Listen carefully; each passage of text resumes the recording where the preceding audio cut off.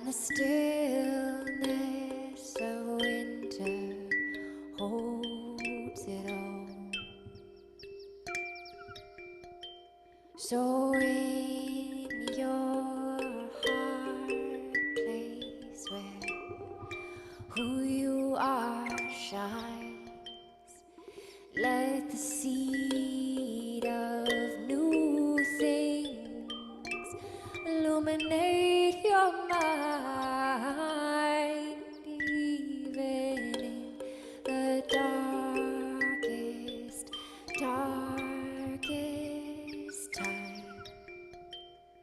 For who you are becoming is known by the light.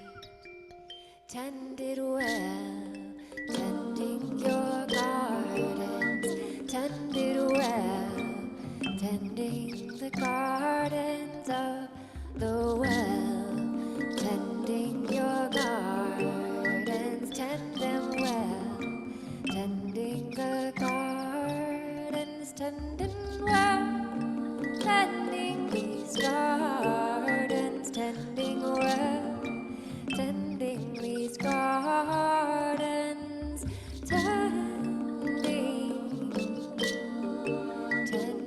you well.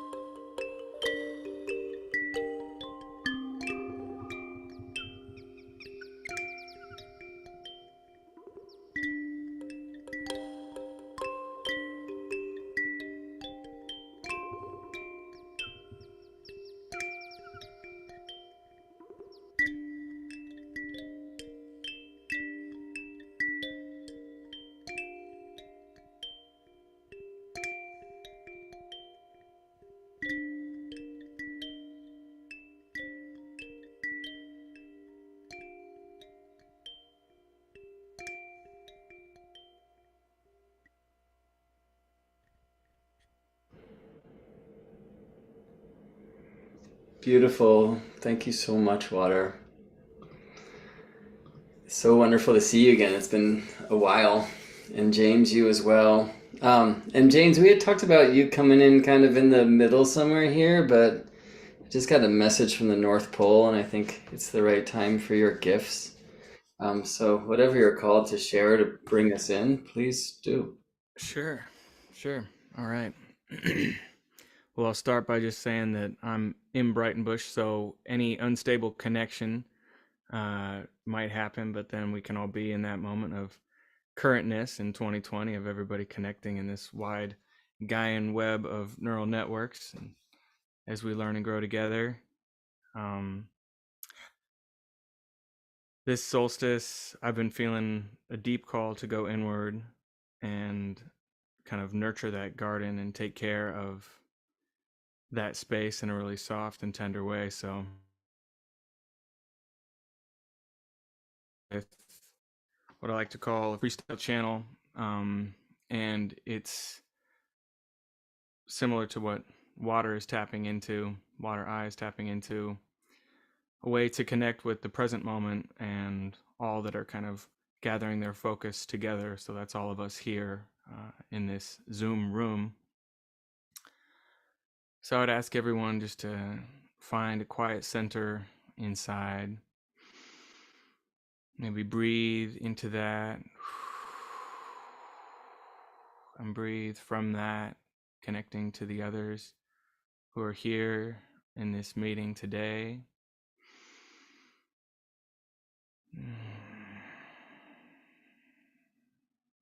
Feeling the seed and the gentle roots of that seed in the fractal north of this solstice time, of this new moon time.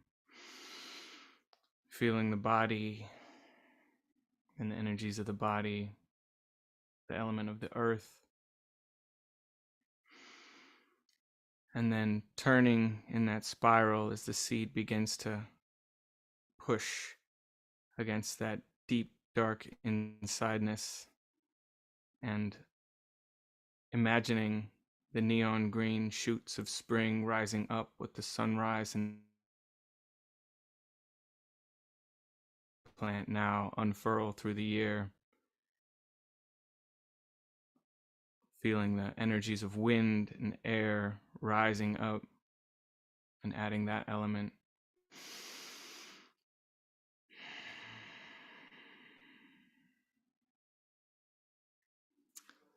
Opening through the frosts in February and out into the full sun of our summer, of our flowers opening, same seeds that we envision and imagine here in this dark winter solstice time. The energy of the south and the element of fire, inviting that into our space.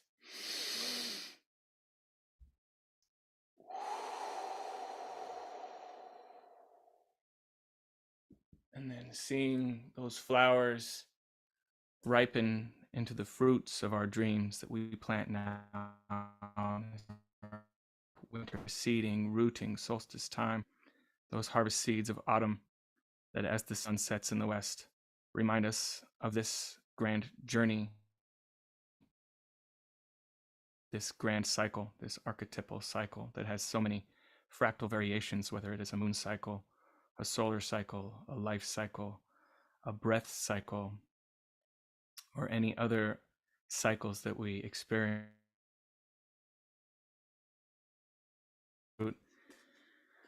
Into that quiet center that we prepared, resting in that Western vibe, and then continuing back into our present moment where we find ourselves in the darkest time of year, in the winter solstice here.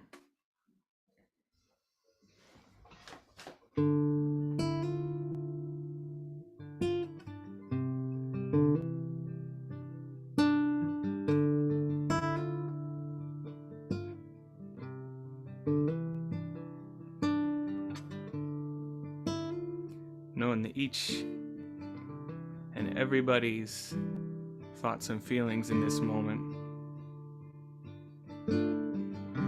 contribute to the sacred channel. Finding inside a place I'd never known, grinding down these seeds with my sacred stones into spices to make my life worth living, to hold inside this giving, open-minded, writing on the walls, writing on.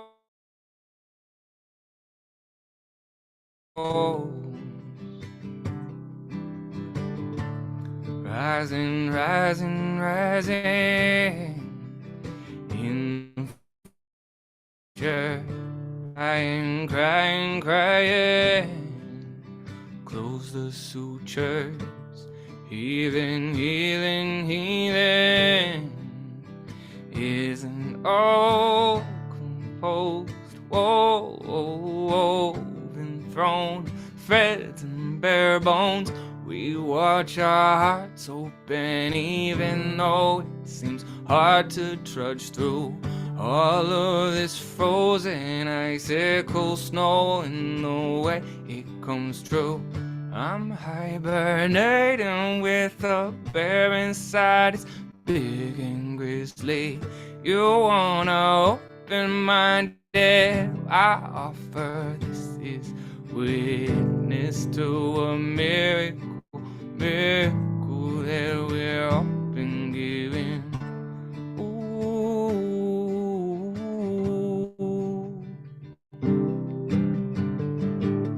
Ooh.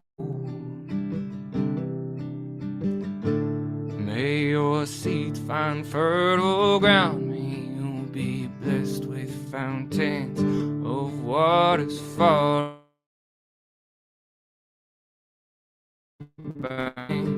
Of every wing, of every feather friend that in the sky sings, to bring this garden to fruition, to awaken our dreams.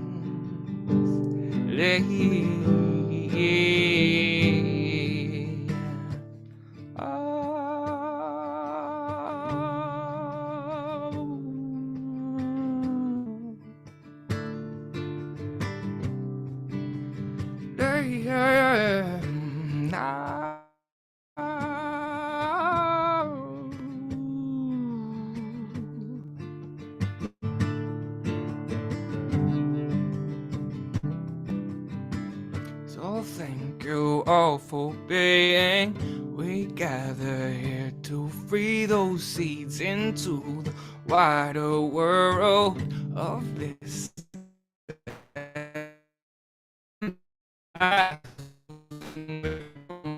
Together, just like that sacred Christmas solstice sweater sewn by all our minds and hearts, minds and hearts.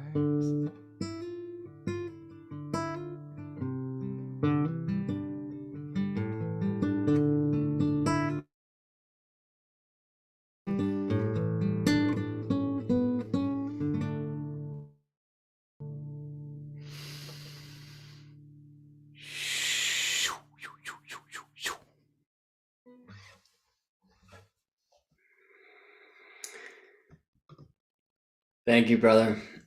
We got some of that lost to the Brighton Bush ice, but the flow was there throughout. And such a beautiful song and bringing us in. I'm very grateful for you and water for you. It's been a long time since we've connected. I feel like the last time we did this was literally a year ago because I've just been so deep in my school. But I'm hoping it could be something that happens often in this year that some call 2023 ahead.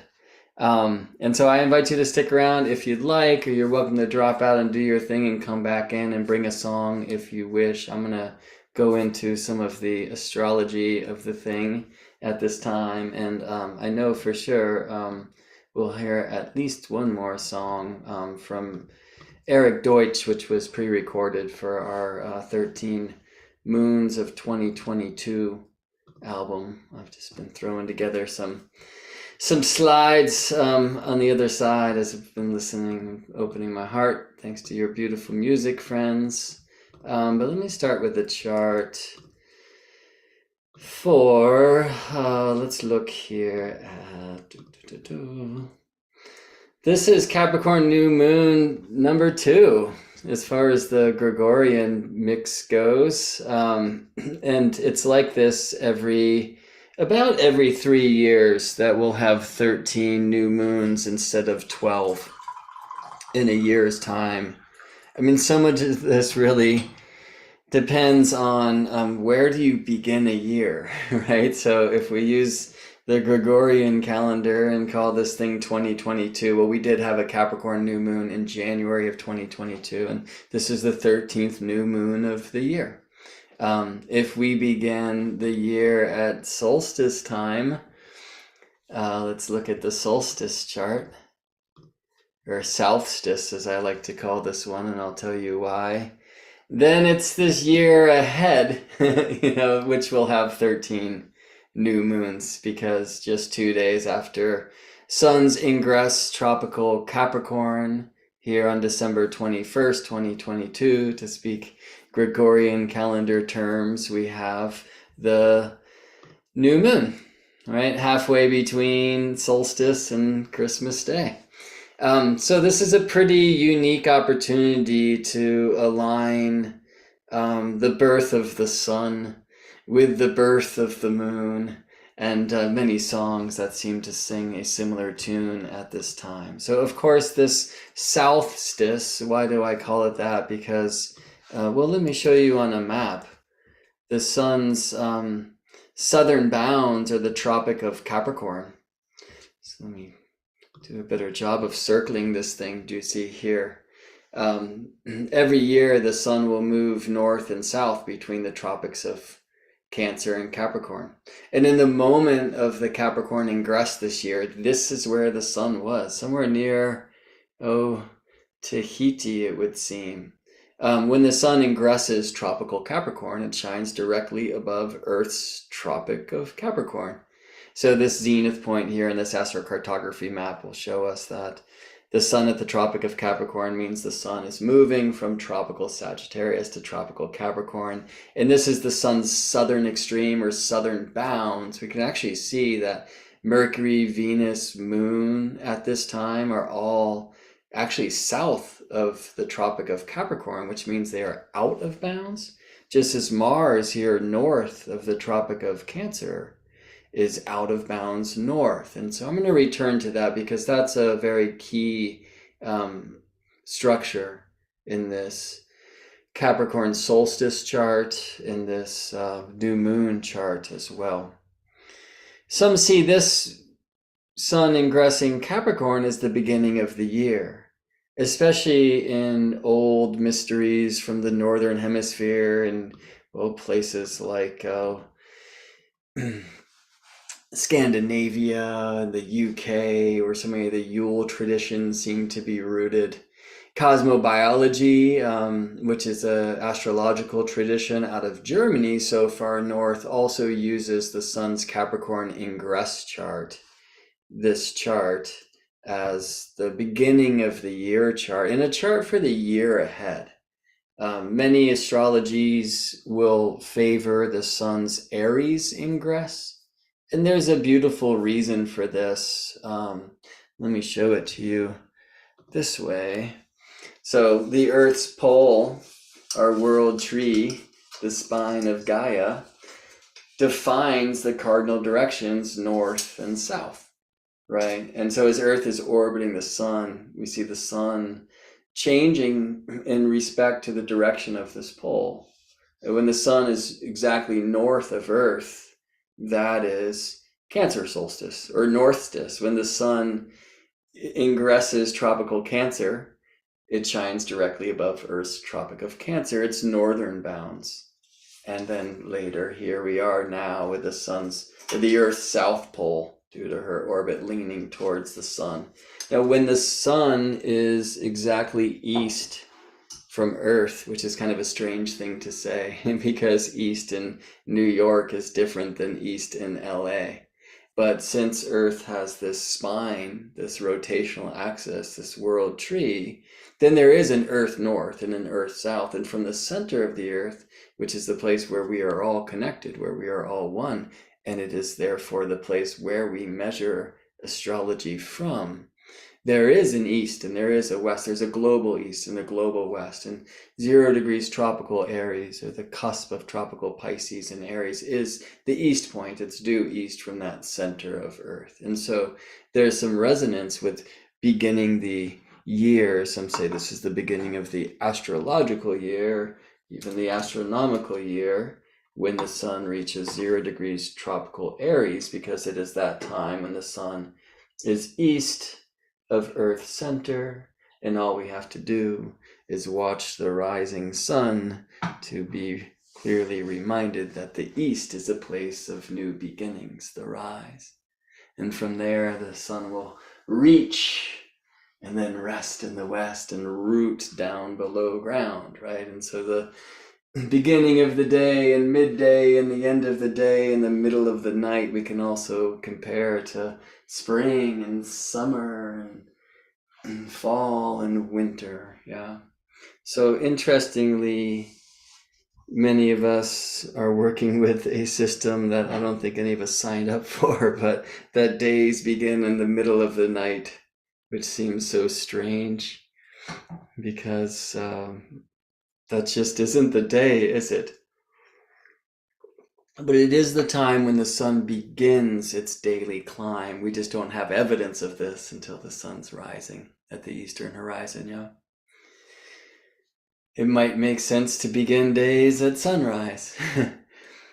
Sun reach the middle of the day at solar noon is actually an easy thing to measure because it's the shortest shadow of the day. And at this time, it's the longest, shortest shadow, which I'll return to. And then sun setting in the west, right? The end of the day, the beginning of the night. Interestingly, many calendar keepers begin their day at sunset time. Why? Because if you tune months to the actual phenomenon of the moon, or let's say actually Earth, moon, and sun, moon delivering sunlight to earthly eyes, just as Diana delivered Apollo's birth here on Earth. It is the sunset sky where we see the moon reborn. Yeah. And so most lunar calendars or lunisolar calendars that time their months to the actual rebirthing of the moon that Diana's bow, the sliver crescent in the sunset west. Do not use the conjunction of the moon and the sun, which typically we're looking at astrologically, right? And call this new moon. Well, unless it's an eclipse and you happen to be on those few places on Earth where that solar eclipse, the sun being occulted by the moon, can be seen with earthly eyes, unless you're in an eclipse shadow, then a new moon is a no moon. You cannot see the moon, typically the day before, the day of, the day after its synod or meeting with the sun. We see the moon visibly reborn, clouds allowing, typically the day after new moon, sometimes two. Sometimes the day of, depending on when you start your days. Like here in the West Coast where I live, our new moon time was at like 2:17 a.m. on, I guess, they would call it December 23rd, Friday, Venus's day, but in astrological time, we begin days at sunrise, so that to whatever a.m. was actually the very end of Jupiter's day, right? So many ways to play with time, which is one of my favorite things to teach, because as we are reconnecting to natural time and releasing ourselves from kind of the machine time of clocks and calendars that do not necessarily align with the astronomical cycles, when we align to nature time, when we re-nature our experience, when we re-nature our astrology, right, we will reconnect to the roots of what it is to be a human being. Hence Earthstrology School is the name of the place where I like to offer my teachings. So because new moon was in the middle of the night, then the moon will actually get far enough from the sun to possibly be visible after sunset today. I gotta say, I'm looking out the window and I'm seeing a good amount of gray here in the Bay Area of California right now.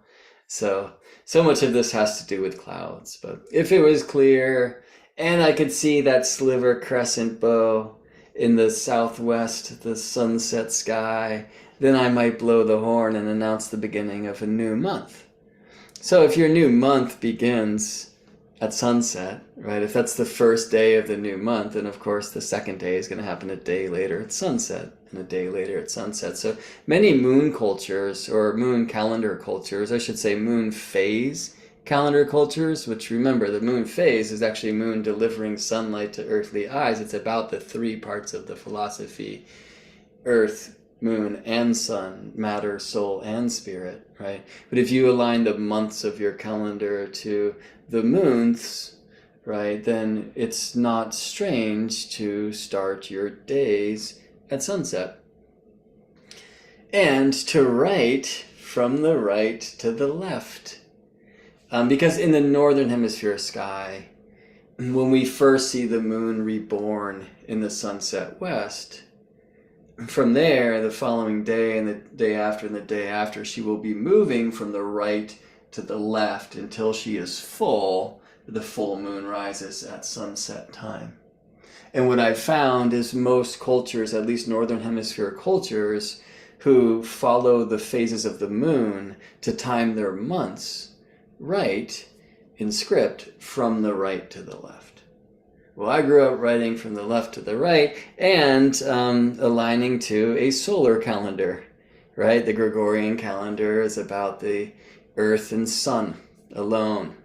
We have these strange timings for the months of 31 and 30 days, the one that's 28, sometimes 29 leap year time. It seems so like out of phase and off frequency.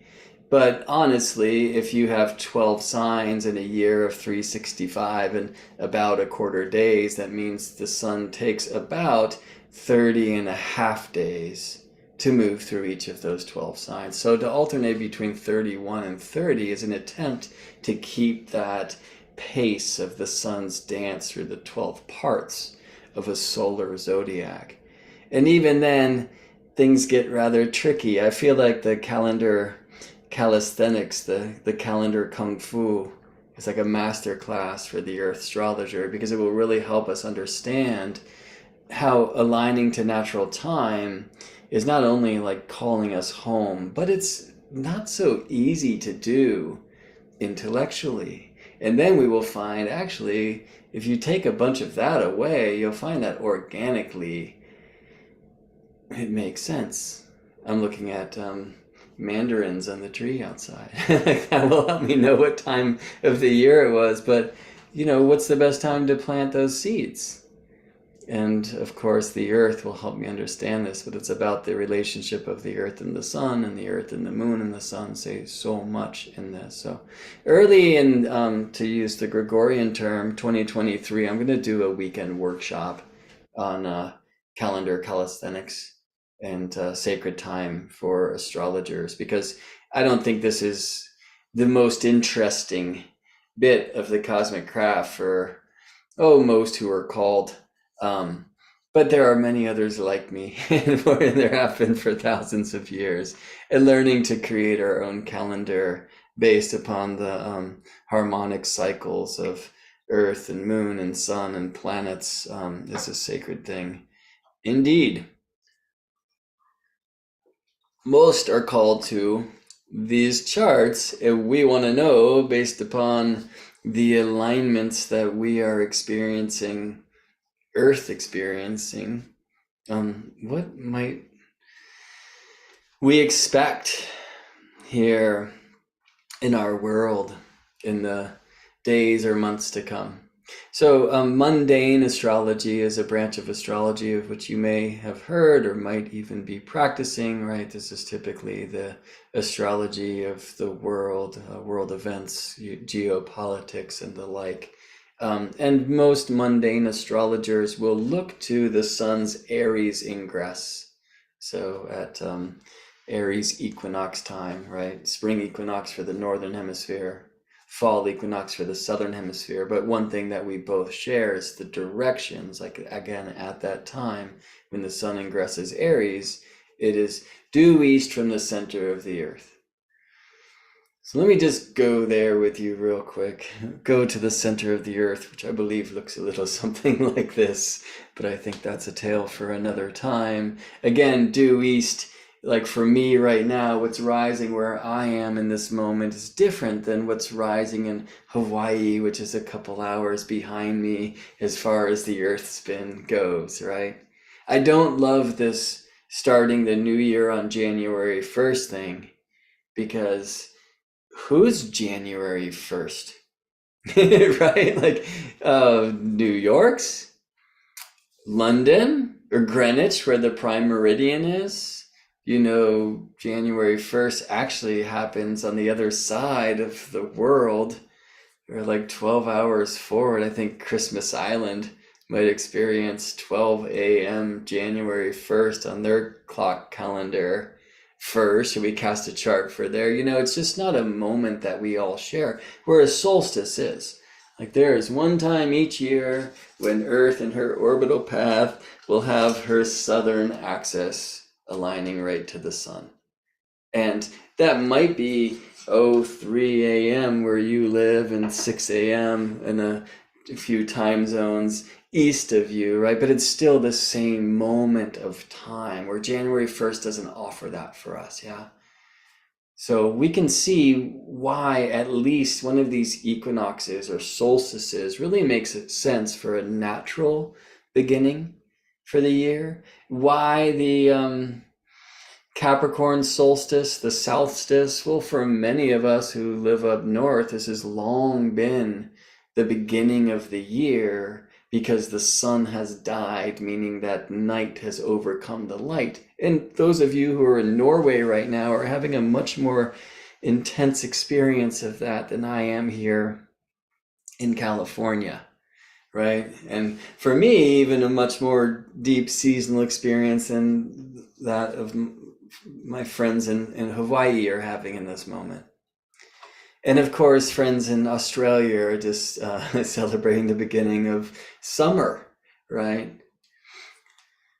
But in the northern lands, right, where many of these traditions of celebration of the birth of the sun are rooted, We know why. It is because this is the time at the sun's ingress, tropical Capricorn. It shines above the Tropic of Capricorn. That's as far from Germany as you can get, friends, right? So Yule Father, who's Odin, right? Or well, there's many ways to get here. Sol Invictus, and looking at Saturnalia time from Rome, where of course this is also winter solstice. It's winter solstice in Bethlehem too, where a son was born. And here in my experience, right, the sun lowest in the sky at midday, winter solstice, right, setting furthest south on the horizon. There's a tree I'm pointing to right now where the sun set last night. It's its southern extreme. I call it the birthing tree, because now the sun will move north, and therefore for me living in the northern hemisphere will get closer and closer to me until it reaches its northern extreme at Cancer ingress, which I'll call summer solstice for that reason. It's closest to me, it's highest in the sky, the days are the longest, right? So coming out of this longest night, and I know that I'm not speaking, I know there's some of you on here right now who live in Argentina and New Zealand. So I know I'm not speaking for all of us, but in the Northern Hemisphere experience in this moment, right, this is the birth of the sun. So you can see why, especially in some like Germanic astrological traditions, we have this beginning of the year at the sun's Capricorn ingress, the birth of the sun. Yeah. And therefore it's like a chart for the year. And one thing I do love, again, is Capricorn ingress. It's a moment for all of us. It's a moment for the world. It's not like a local thing. Now, whether that means winter or summer, or whether it means winter and you live in extreme snow and cold. I mean, there's places on the earth where the sun won't even rise at all today if you're north of the Arctic Circle. Or if you're in the Northern Hemisphere, but in like Maui, where it's winter, but your winter's a very different story, right, than snowy days up in Norway. It is still a moment for all of Earth. And the thing I love about astrology is it's a geocentric measurement, which means we are not measuring from the surface of the Earth where we live and breathe and witness the heavenly happenings, but rather from the center of the Earth where we are all one. Right, so if you would please just reach your arms up to the above with me. Even if you're doing this in the same moment that I am, you are pointing to a different star than I am, right? You're not standing right here. Cheryl, you're pretty close. We're pointing to a pretty similar place. And I'm actually pointing to a different place than I was when I raised my hands, because Earth spins quickly, friends, and therefore the heavens spin quickly above us. It's absolutely unique in any given moment of time, from any given moment of space. But please now reach your energy down through your feet, down through your spine, through your feet, into the center of the Earth where we are all one. And feel that place. And while we're stretching to the below and the above in this way, let's also bring the below up and the above down, and we can meet with our hands in prayer. In the seventh direction, which is the first, which is your heart, the art of the chart starts in the heart, and so do all things. And we measure astrology from Earth's heart, right? We're actually speaking about earthlings, like yours and mine, right? Experience of Earth's experience of the heavenly happenings. It's truly as above, so below. So when I look to this chart, as we will, and see at solstice time the sun in a very strong square with Jupiter, right? It's like, I mean, I could see that in the sky. Jupiter might not quite be bright enough to see at daytime, right? But at sunset, I'm seeing Jupiter. Like I can point a hand to the sun and point a hand to Jupiter. Feel that square in my body, right?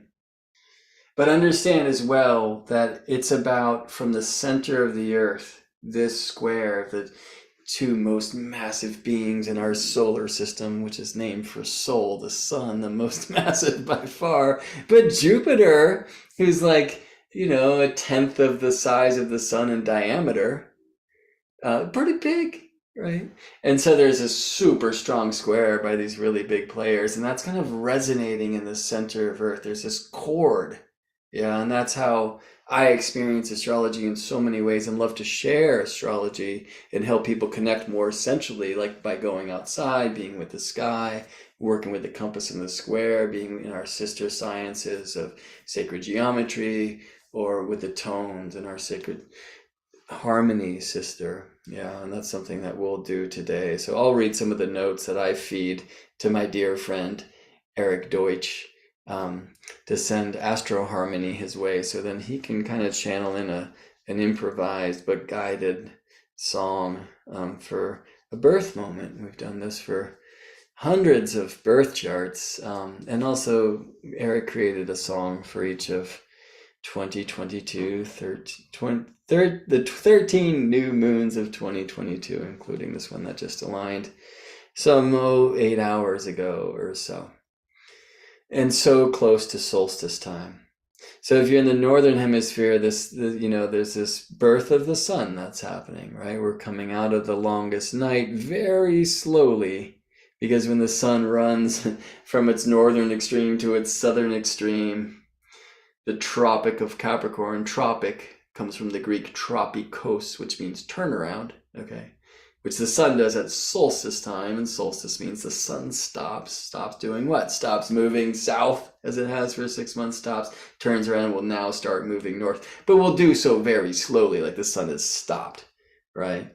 So tomorrow's daylight will not be much longer than today's, but every day it's getting longer and longer. By the time we get to equinox, it's just a very rapid change.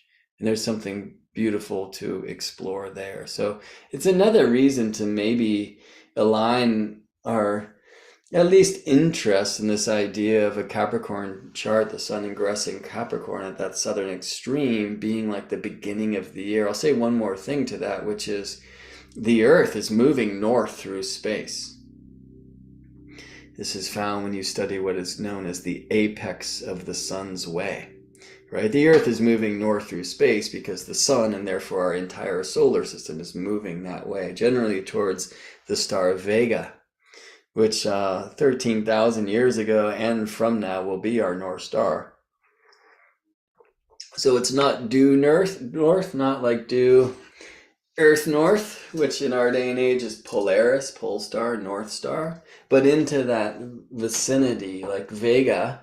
If you're at Earth's North Pole, Vega never sets. We're moving generally away from Sirius, which you'll never see at Earth's North Pole. But Sirius never sets at Earth's South Pole. You'll never see Vega there because Sirius is a southern star.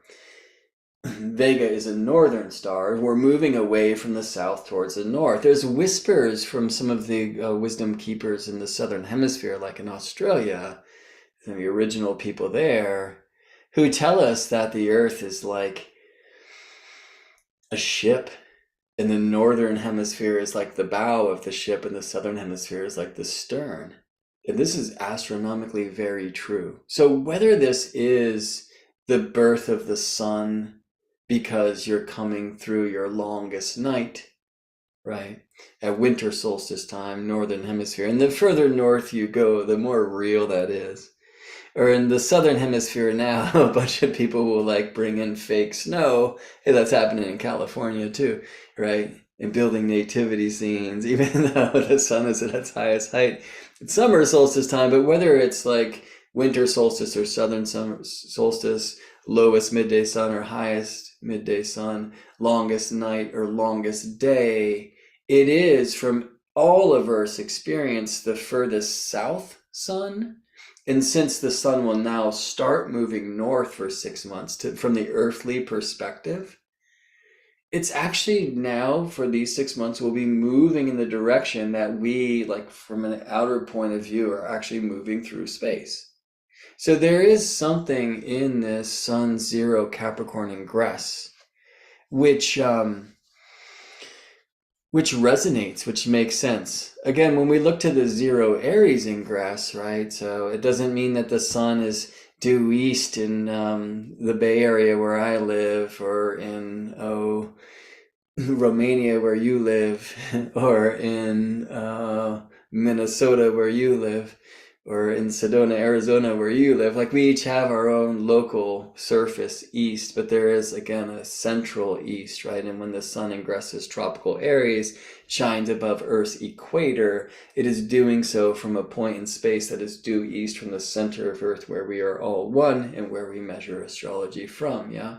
So in mundane astrology, you often look to the sun's Aries ingress as the chart for the year, but there's really other rules from there.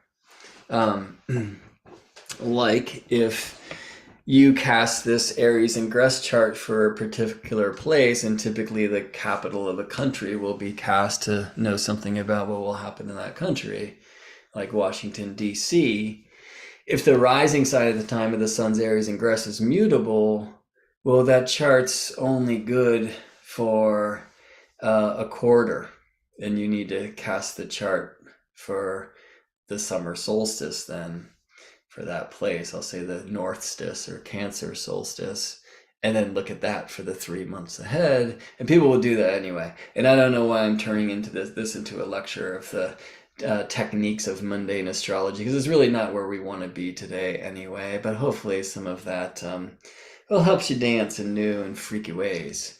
Let's just take a peek quickly at the solstice chart, the solstice chart, because much of this will be found again in our Capricorn New Moon chart, our second Capricorn New Moon of 2022. Oh, I need to say one more thing about time. And I'm really wishing I had already developed a link for you to go to learn about the classes that I'll teach in, I don't know, a month or so from now. I'll just say that in case you're watching this at a time that I currently perceive to be the future, you can likely find those classes just either at my general course page at my website, GeminIBrett.com/courses. Or there'll probably be a special link at a place that looks like GeminIBrett.com/time. We could call it sacred time or calendars or whatever, natural time. I will say, when you are starting to follow astrology as we have, right, you're really naturally aligning, kind of organically aligning to natural time. I can't say necessarily organically, because most of us are doing this looking at charts, and these days usually at a shining computer screen, right? So without all of those ones and O's that the computer's doing somewhere in the inside of its magical box, how would you actually know that the sun just ingressed Capricorn? I want to show you that and teach you that and help you like tend that soil.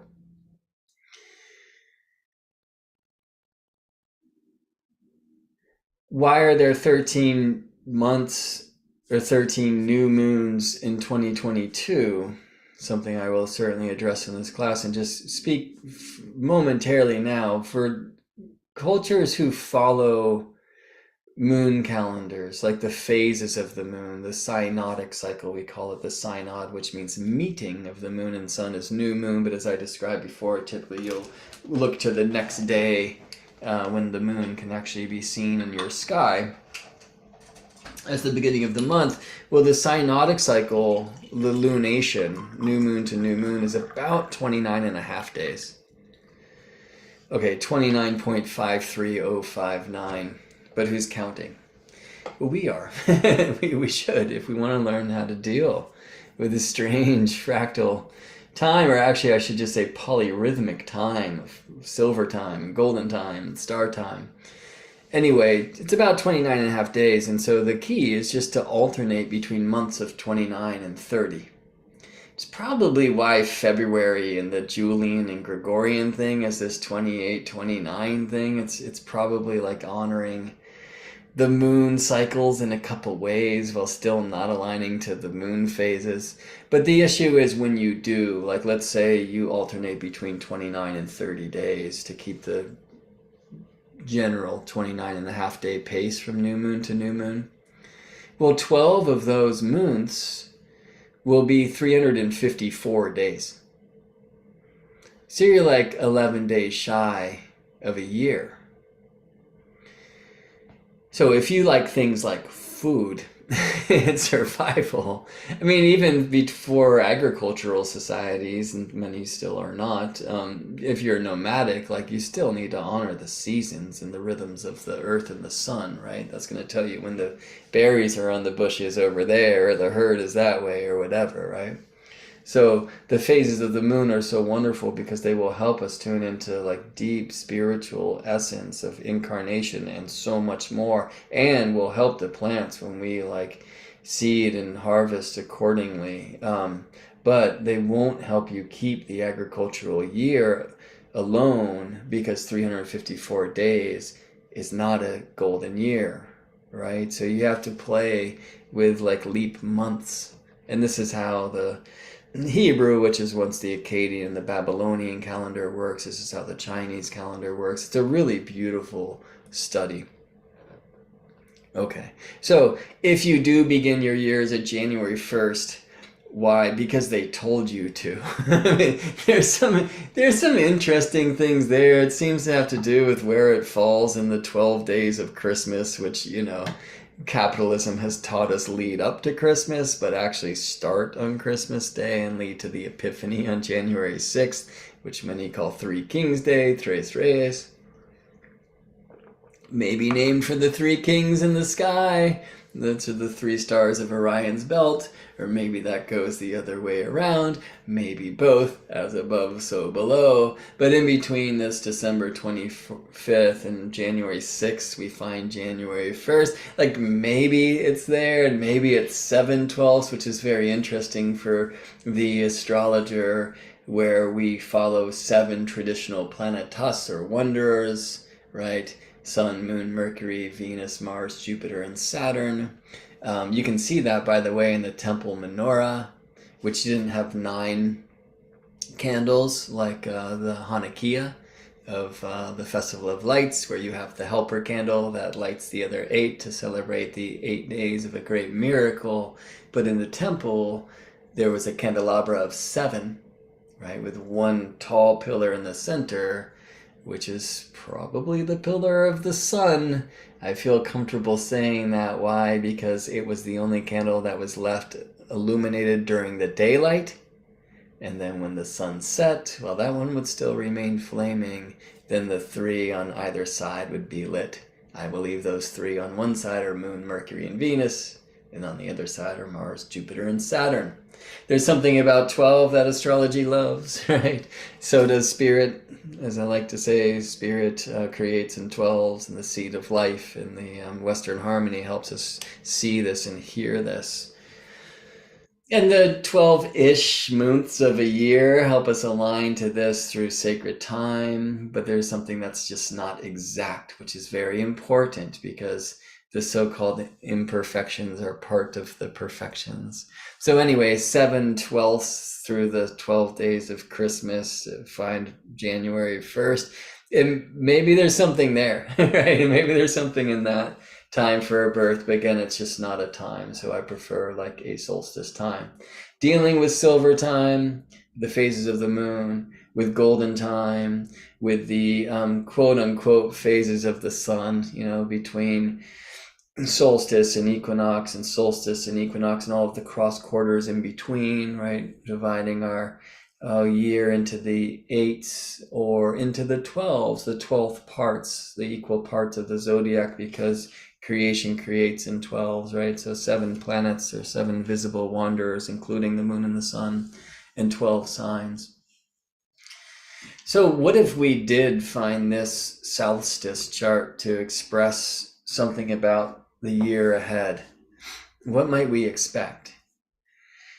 Well, as I said before, we can see in the map through these zenith points that Moon, Venus, Mercury barely, and Mars are all out of bounds at this time. So is Lilith, though that really reflects something about the moon. So let me show you, oops, not that. In declination tables, okay, the tilt angle of the Earth is presently 23 degrees and 26 minutes and 15 seconds, or 23.44 degrees. Most of us learn 23 and a half, right? But if you want to see if a planet's out of bounds or not, you got to get a little bit more specific. So maybe use 23 degrees and 27 minutes, right? There's the sun at the Tropic of Capricorn, right? And we can get more specific here. We're going to see a declination. The declination of a heavenly body is equal to the terrestrial latitude on Earth, the locations on Earth where that planet is directly overhead at the zenith, okay? So when the sun's at 23, 26, 17, I thought it was 26, 15. Maybe I just got educated. Thank you, Astro Gold software. Then it's solstice time, and anywhere south of that is out of bounds. So we see that the moon here at 24 south, out of bounds. Mercury, 23-29, just barely out of bounds. Venus, 23-44, just barely out of bounds. Okay, they've been way further out. I've been watching them set way further south than the sun ever can. Like, than the sun could even dream of dreaming to go. So there's something about them being out of bounds, but also coming back in. Whereas the moon here is out of bounds and going further out. This is a general truth of Sagittarius. Sagittarius takes us to the southern extreme. And then Capricorn will say, all right, get real, right? Sagittarius needs to know and ask these questions that can't be answered. And Capricorn's like, let's ask the questions that can be. Maybe these are questions you shouldn't ask at all, whatever, right? On the other side, it's Gemini. Why, how, who, it takes us so far to the north, and Cancer's like, okay, go back home. You can see it in the Cancer glyph, by the way. 6 months this way and 6 months that way, at least for the sun. But for the moon, every month. And because of where the node is and where the node is moving, and by the way, I will be teaming up with my first teacher, Daniel Gemario, to offer a little mini series of workshops on the great cycle of the moon, the lunar standstill cycle, which is heating up every 18.6 years when the north node regresses to 0 degrees tropical Aries. Still a couple years from that time. The moon will go further and further out of bounds. But this happens in the signs around the bounds of the sun, which are 0 Cancer and 0 Capricorn. And so the moon right now will be out of bounds when she's in Sagittarius and Capricorn, south, and north and Gemini and Cancer every month. And over the next year and a half, get further and further out of bounds. It's quite a thing to see once you learn to see it. And it really has deep and profound meanings. And there are many sacred sites on Earth, many I'm sure that we haven't even yet discovered, which have these alignments for this great dance of the moon. So there's something here about moon, like going on this journey, getting further out, where Mercury and Venus, who started that out of boundsness in Sagittarius, are now like not only in Capricorn, but about to bring it back in. So I'm going to add that here because it's not things that we typically see in these static charts where we just draw lines. You can really learn to see how far the moon is from the sun's ecliptic plane by looking at her phase with the nodes. You can learn to, given where that node is, kind of estimate as well whether the moon is in or out of bounds. It's harder to do with the other planets unless we bring their nodes on the chart, and things can get really cluttered then. But it's really helpful to have these zenith circles on maps and lines for the tropics. Thank you, Astro Gold software, or declination tables like these, which we see, right? So hopefully you got to just learn something about declination and what out of bounds means astronomically in correspondences, right? Because astrology is the rainbow bridge between the measurable astronomy and the immeasurable correspondences. We find that I believe this out of bounds terminology totally works. it says you got to go out. You got to get out there. Like Mars, by the way, who we see really significantly configured through an opposition aspect from the moon at the time of the solstice chart. While moon's out of bounds south, here you see moon at 24 degrees south, so south of the Tropic of Capricorn. Mars is out of bounds north, and extremely out of bounds north, almost 25. I mean, this software, I think I have it set up that we'll see what's called a contraparallel between the moon and Mars then. Because Mars is just about as far north of the Tropic of Cancer as moon is south of the Tropic of Capricorn, or Mars is about as far north of the equator as moon is south of the equator. Contraparallels and parallels, which are like sharing declinations, they really amazing connections in astrology. We're going to go a little bit more even fringe than that when we get to the new moon chart, okay? But these are pieces that I want you to add to your astrological investigation, gnosis. And out of bounds, again, I feel it's a wonderful phrase. It's like out of the box, get out there, go beyond the norms, break into new spaces. You're probably going to have to revolt a little bit, or maybe it'll be seen that you're doing so. But this is like, go your own way. And Mars is teaching this in Martian ways for many, many, many, many, many, many days. Mars is in one of the most northern signs. Those are Gemini and Cancer. And Mars is extremely out of bounds north, and has been and will be until like May of 2023. Mars, who typically speeds through a sign in about 2 months of Earth time, is in the midst of more than 7 months in the sign of Gemini, and is soon here stationing direct. And so Mars is moving very slowly retrograde right now. It'll station direct around 9 degrees 8 plus of Gemini, right by the eye of the bull, the royal star Aldebaran. And I think I'll speak more about that another time, but I will say that in this chart we see these royal star alignments in our day and age. Regulus has just moved into tropical Virgo, so nothing there right now, at least in the part shown. Although, interestingly, because of this mix, that means in our day and age, the solstice sun trines Regulus. Famolo, the eye of the southern fish that the water bearer pours the stream upon, is around 4 degrees tropical Pisces in our day and age.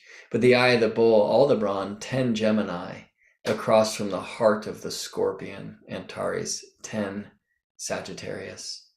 And these stars mean business, and planetary alignments to them mean business. I mean, interestingly, Antares is well south of the ecliptic plane. So the moon's out of boundsness south actually brings her closer to the heart of the scorpion, Antares, than is otherwise possible. The opposite is true for Mars here. The eye of the bull is also south of the ecliptic, and Mars is really far north. So go outside in the middle of the night now, and even into the morning time, you're going to find a very bright Mars and a very bright star nearby. That's at the vertex of one of the two sides of a V. That's the bull's face, and the two stars are, let me just show this to you. Instead of waving my fingers around, we can open the brilliant Stellarium astronomy software, and I will fast forward time. So here, somewhere in the middle of the night, where Jupiter is just wildly bright and right at the east point at 0 Aries. But here's Mars, and you can see Mars, who's well north of the ecliptic. That's the path of the sun. That's called northern latitude. And so far north of this plane, the equator, that again, we find him north of the Tropic of Cancer, so out of bounds. This is Aldebaran, the eye of the bull, the royal star. And this is Ein, the other eye, right? So this Aldebaran Mars alignment, in the tradition, Aldebaran is known actually to be a somewhat Martian star, and oftentimes, like for that reason, the military can be spoken of with both of these stars, Antares and Aldebaran. But most importantly, and I love, I think my friend Carrie Kane first said it this way to me with Aldebaran, it's the bullseye or you get the bull's horns if you bullshit. I don't think he said it exactly that way, but I'll paraphrase it such, right? It's like, these are stars of integrity. They're ancient Persian stars of royalty, and they inspire us to walk in a good way. And if we don't, like if we do, they will propel us along our way. And if we don't, they will bring obstacles and often shame. And remember, this is not a chart just for me or for you. It's a chart for the world. And maybe it's a chart for the year. Maybe it's a chart for the next 3 months. In our day and age, those two stars, the bull's eye and the scorpion's heart, have processed into the tropical signs of Gemini and Sagittarius, which have a lot to do with truth. Yeah, Sagittarius, the one and only truth, capital T. Gemini, the truth that there are many, many, many truths, which can be dividing, but really can bring us together because it wants us to resist the potential path of dogma, right? If you believe you know the truth, it's a mess, right? But that doesn't mean we shouldn't seek. In this moon and in the final days of her phases from a Sagittarius lunation, really is seeking wisdom and going far beyond.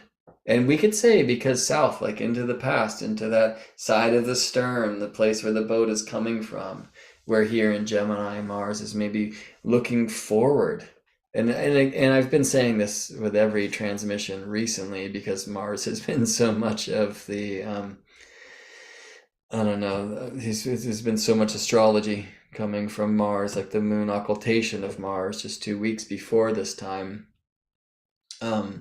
This is a time for us to seek truth and to honor many points of view. I just want to say, I was just kind of moving through the tarot as I was sharing, and I can't not share this card. This is the Eight of Swords from the Waite Coleman Smith deck, or the Rider Waite Coleman Smith deck, you might say. The Eight of Swords in this Golden Dawn system is aligned to the first face of Gemini, where Mars is not yet, but will go. That's the first 10 degrees of Gemini. I guess this is the first time I will announce publicly I'm like 92, 98, 89, 88% sure that next year I'm going to be doing a deacon walk.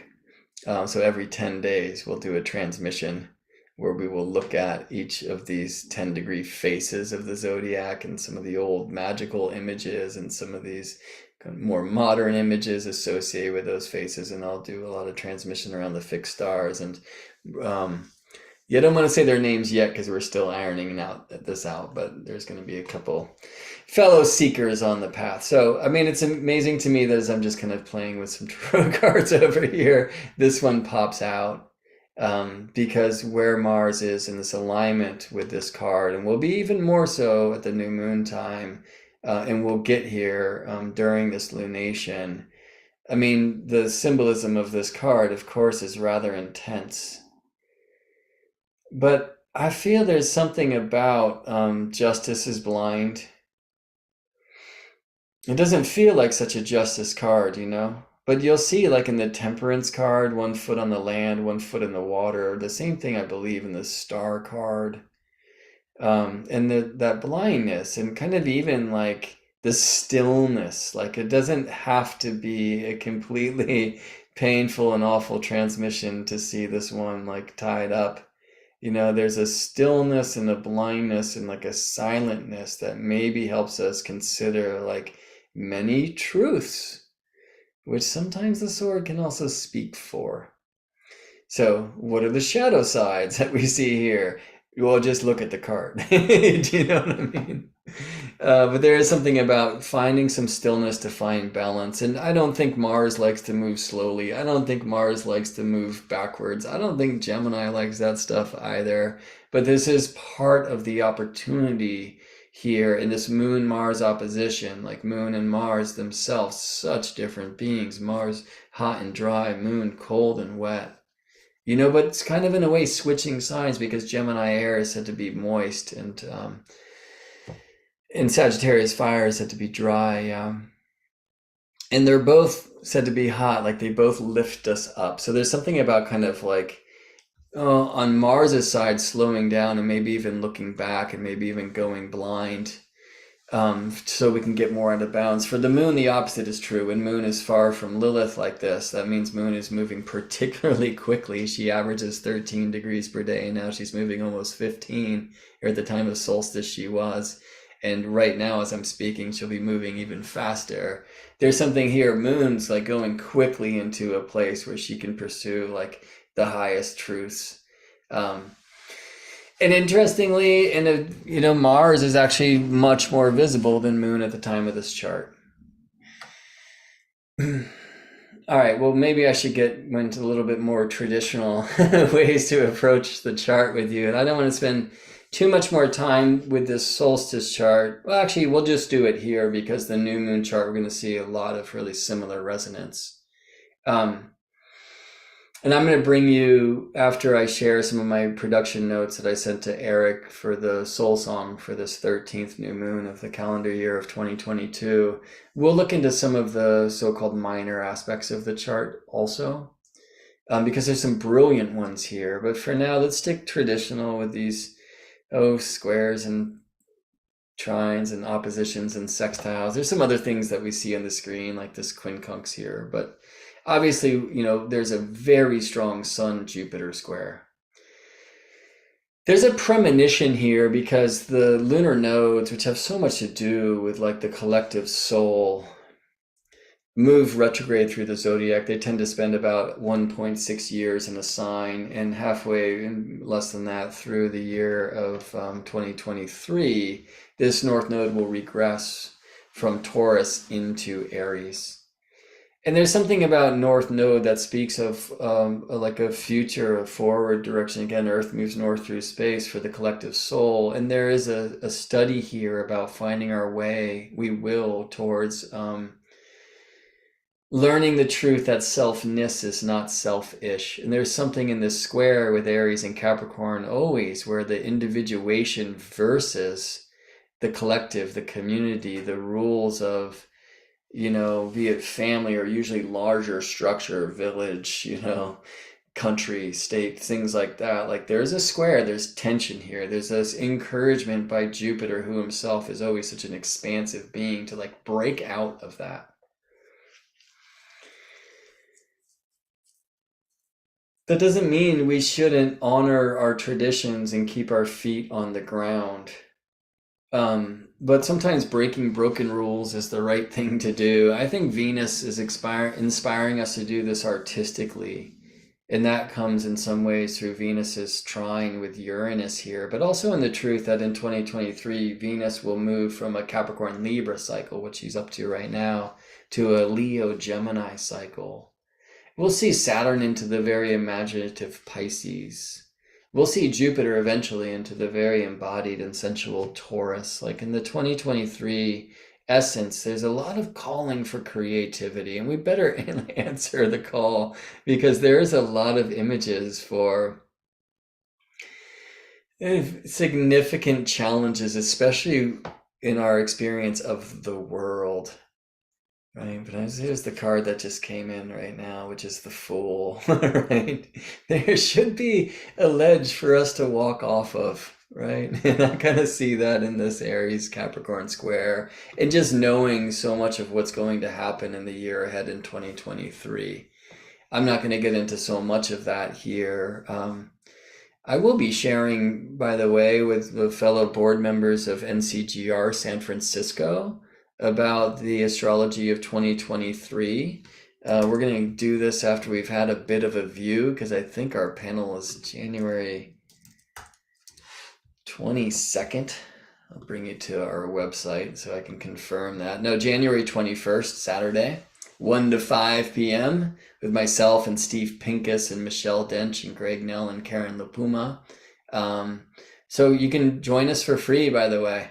You can also get a raffle ticket for a free reading for one of us, which is nice to donate towards the cause. I'm the president of the local Bay Area chapter of the National Council of Geocosmic Research, and we tend to have a guest teacher every month. This month we're handling it. And then we also have community discussions every month. Our next one will be on Epiphany on January 6th. So ncgrsanfrancisco.org is a place where you can always find out about what's going on there. And GeminIBrett.com is a place where you can find out about what I'm up to, like with the courses, the sacred geometry courses, which I'm scheming into right now. That was kind of a Freudian slip. But the golden year of Earthstrology, which we're just completing, sacred astronomy and many other things. This also will bring you to Moon Song. So if you want to listen to all 13 songs that Eric created for this year based on my Astro Harmony notes, it's a place you can go. We're going to listen to one in full, the song for today's Capricorn New Moon on the way out. This trine, we see a good amount of release. And, I am thinking that what we will do is turn the page to this Capricorn New Moon, right? Only 2 days after the sun's solstice ingress, and actually only 1.5 degrees, right? Because here's moons catching up to meet the sun from a geocentric or Earth-centered point of view at 1.5 Capricorn. So the Sun-Jupiter square has already happened. I mean, the first thing Moon did when she came into Capricorn was square Jupiter and then bring that story, translate that light to the sun. We see the Venus-Uranus trine. When we look at these declinations, you'll see that Mercury is actually now in bounds. Venus, not yet, but on her way. The Moon much further out, and Mars is going to stay out there to play. But now Moon gets even further out. So while this is like a new moon by longitude, same zodiac degree, the moon here is, let me show this to you on the map, is like pretty far from the sun.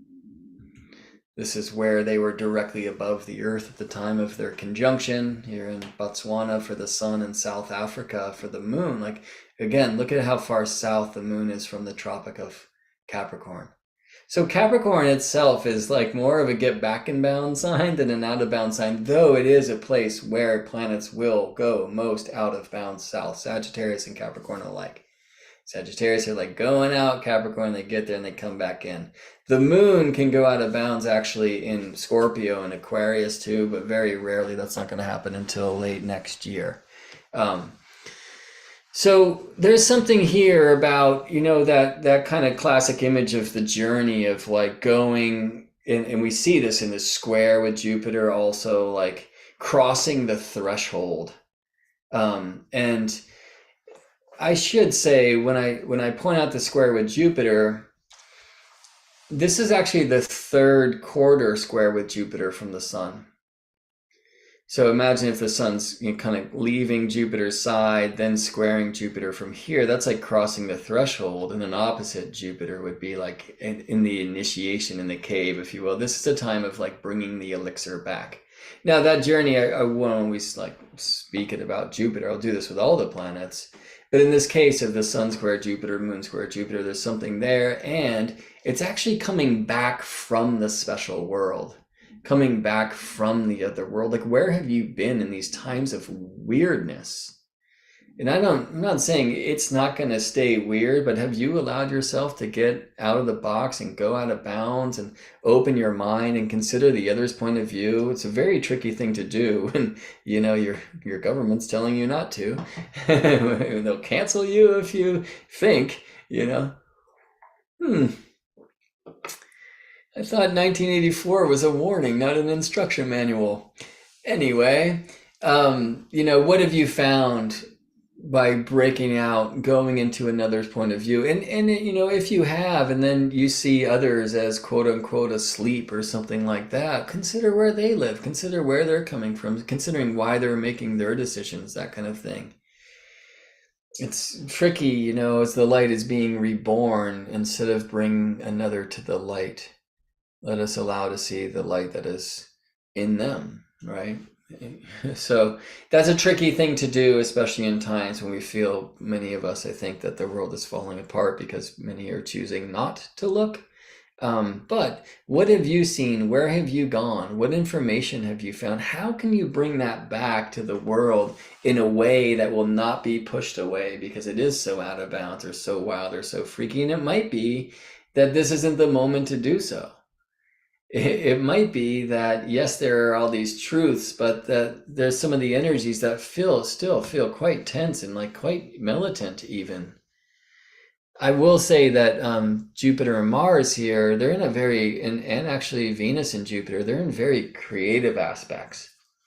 So I think if you want to express what you found and you find resistance to telling your tale in the way that it wants to be heard, do this creatively, do this through art. Which has me noticing that Water and James are both here right now, and I think it would be a really wonderful time to get out of the charts and get further into the heart.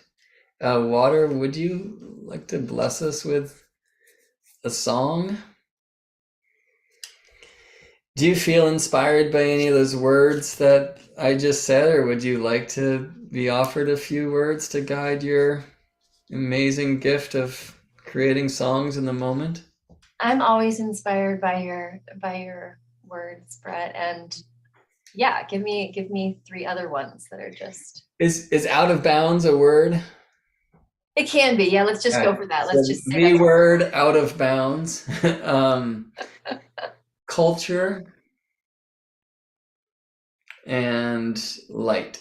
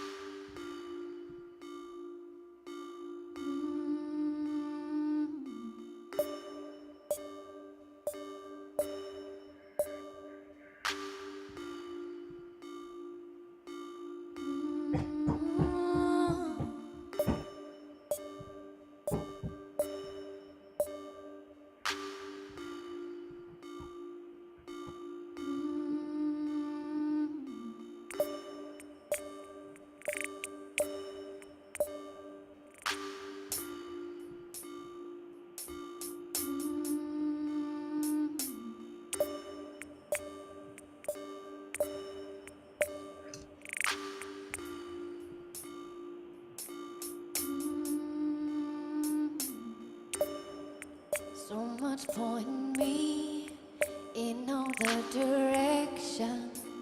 Yeah.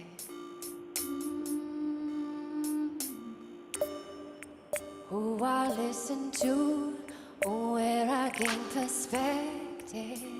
Yeah. I digress as I rise in grass, as I fall in. A cycling back to it all. Am I really out of bounds, or have I found my calling?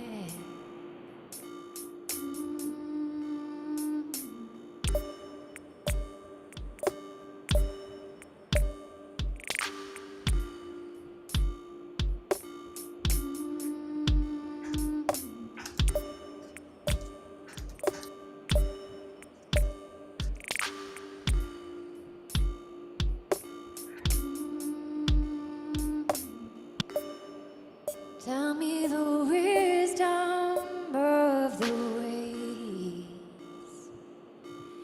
been spiraling for days and days without end.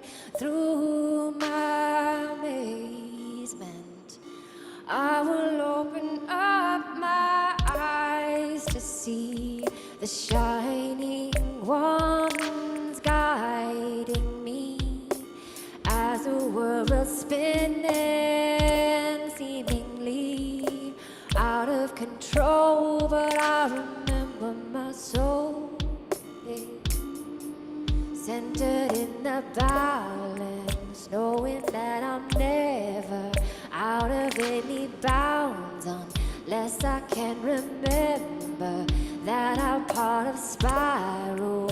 Come back to the wild parts of my own heart where I remember I'm there, along with so much here, spinning round the circles, coming back to center, remembering oracles who look into the shadows to see the light, in the shadows to see the light. Make me a part of a humanity that remembers the wisdoms of opening our inner chemistry to the outer love. As above, so below. We've heard the Magi teach us as they do with oracles, speaking words, pulling cards, speaking them upon our soul. And as we exchange our roles, we stay centered for the holy, for the holy, for the holy, for the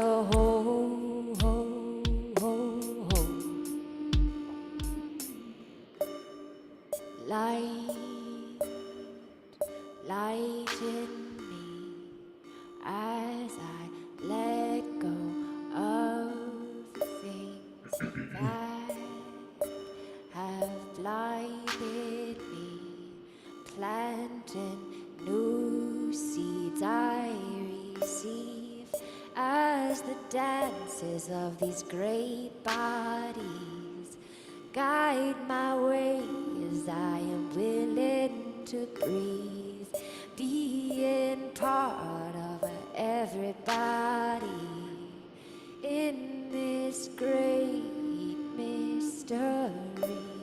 A light in my way on as I close my eyes to see the dawning breaking in my every bone.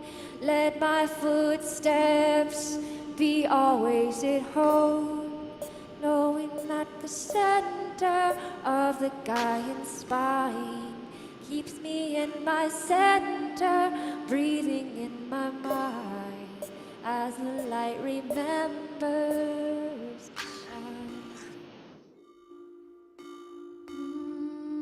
I wave on, I wave on, I wave on, I wave on.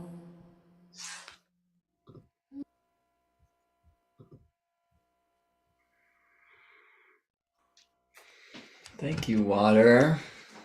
I'm just seeing that I am not muted, so if people heard me clicking around that whole time, my sincere apologies. All I could hear was beautiful music. Oh my gosh, and I'm hearing people did.